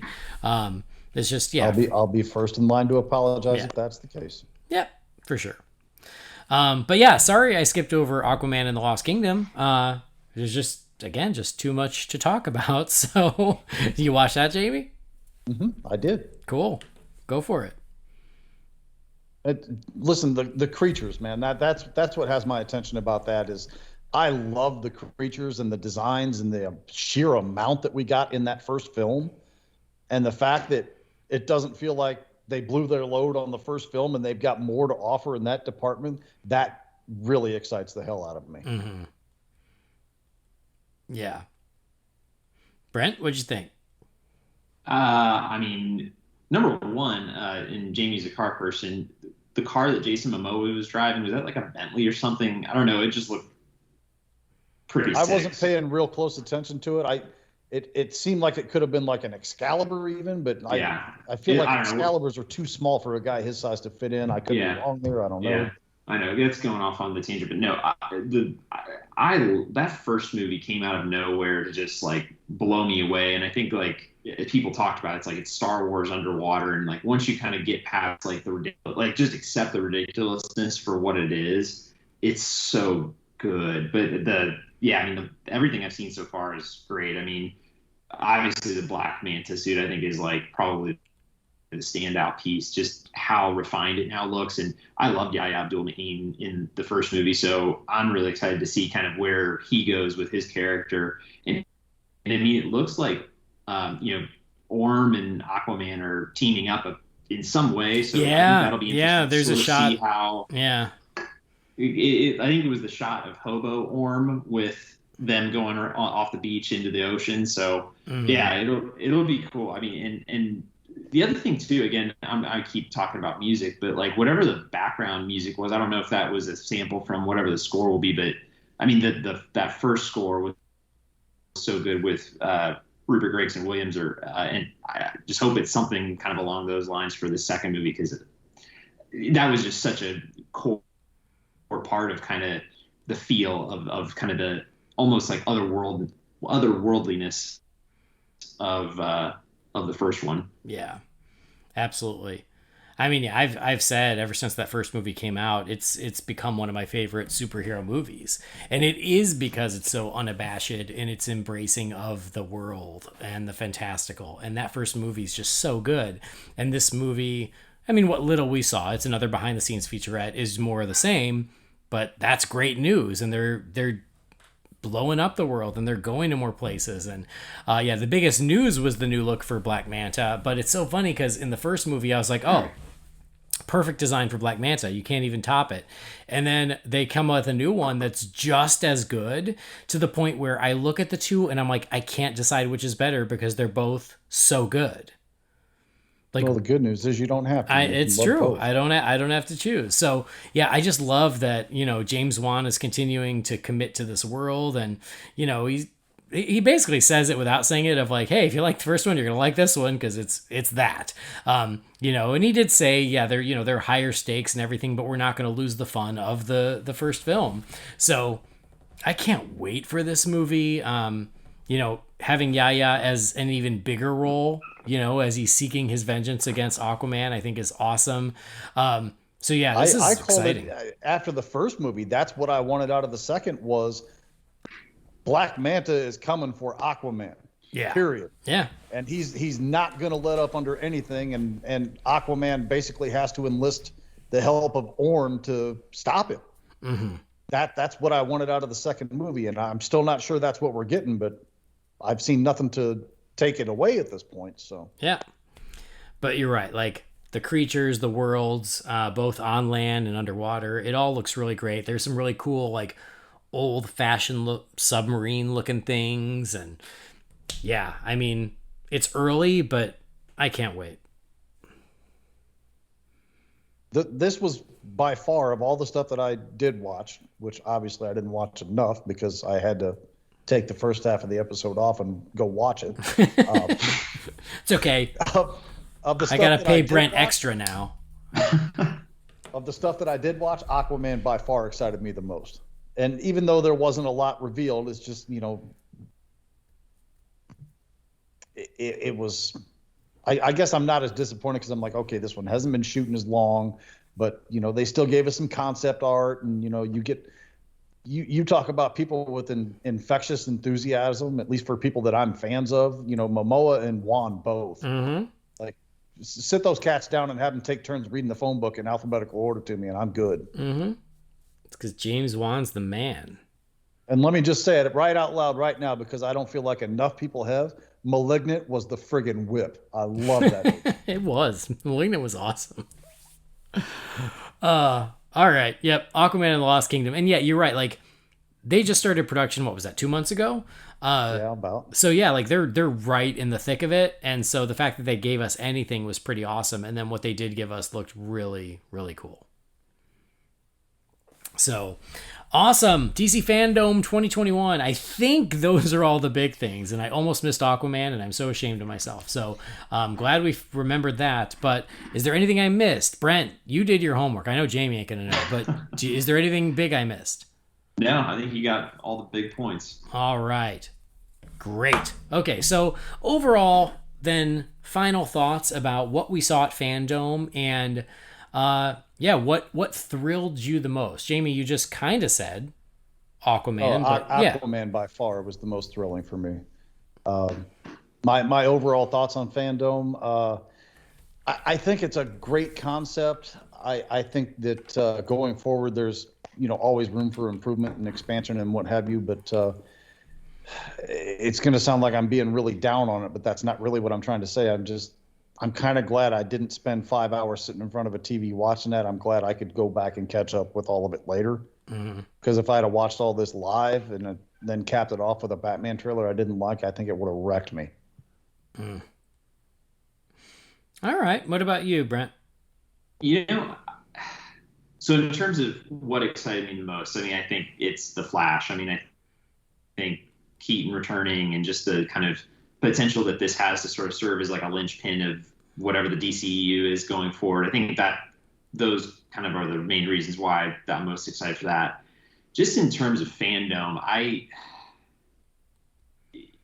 it just seems like there's so much that would be just better served to be put into like a news release about stuff being, put out. I mean, I feel like all the big stuff would just be better served to be put out at like Comic-Con or something like that. I'm sure last year it was great, obviously, with the world being the way it is, but it seems like it's sort of outlived its purpose from last year. And I think to Jamie's point, it's like it just is a lot to sit through for a lot of kind of superfluous stuff. Yeah, I mean, I caught up on it later as well.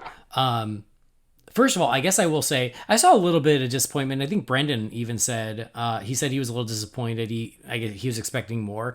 I wasn't disappointed with the content we got. I wasn't. It was what I expected to get, but I was happy with it all. I think that a lot of times people are holding their breath for some earth-shattering, unexpected announcement, and when that doesn't happen, they're disappointed. And it's like, well, that can't always happen.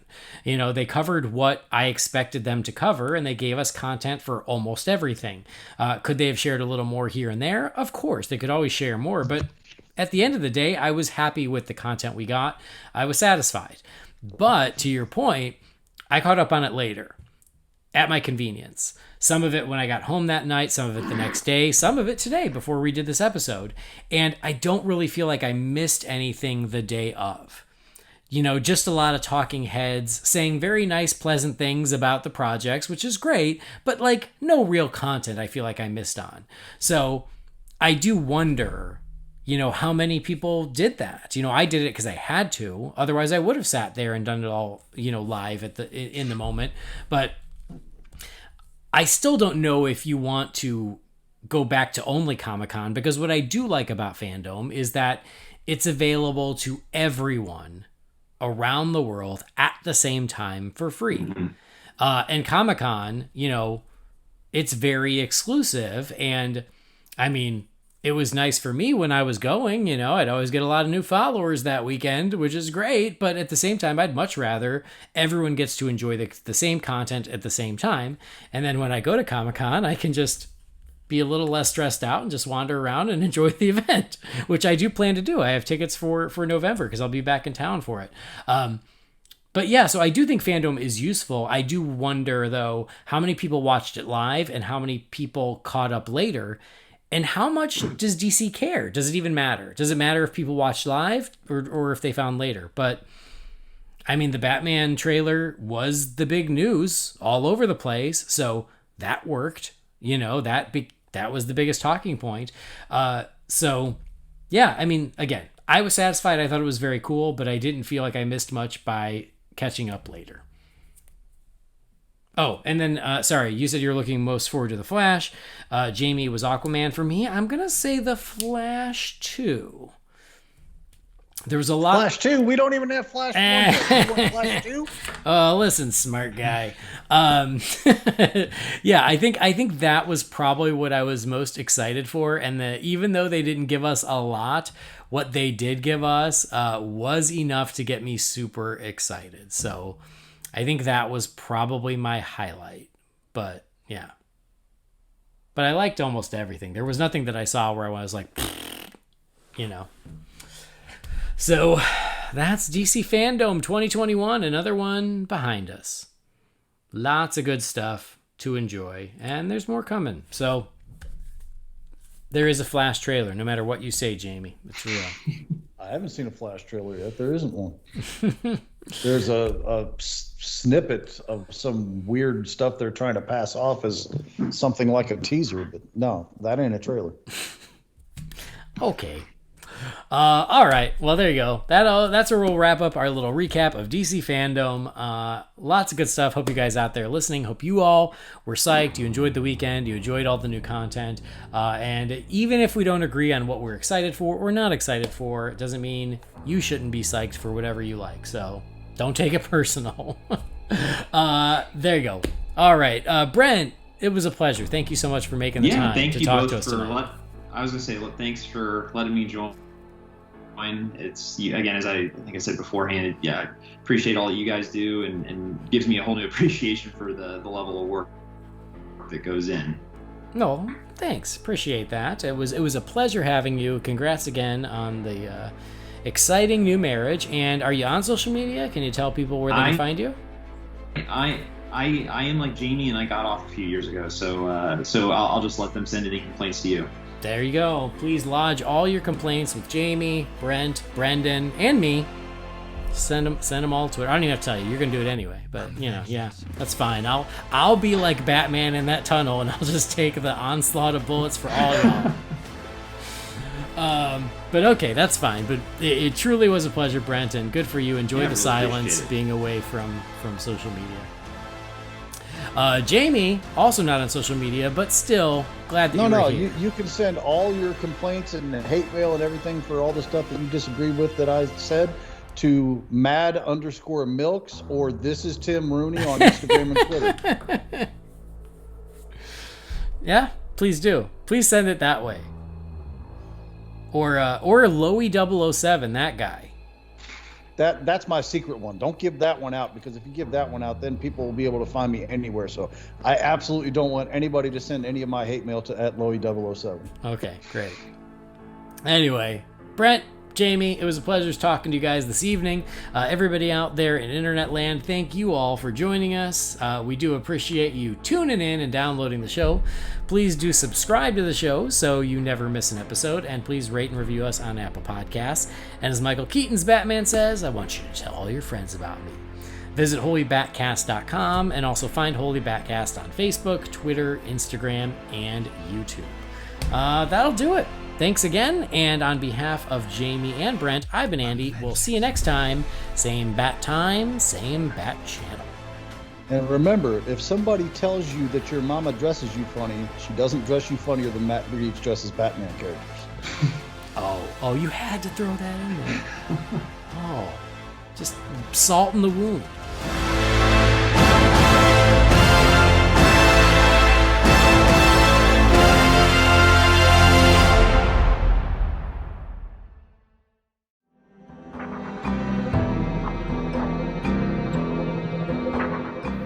Holy BatCast is not affiliated with Warner Brothers or DC Entertainment. The views and opinions shared by the participants are theirs and theirs alone and do not represent the companies or organizations they happen to work for.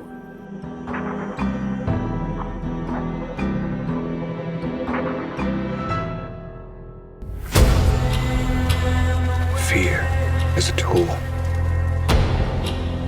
But when that light hits the sky, it's not just a call. It's a warning.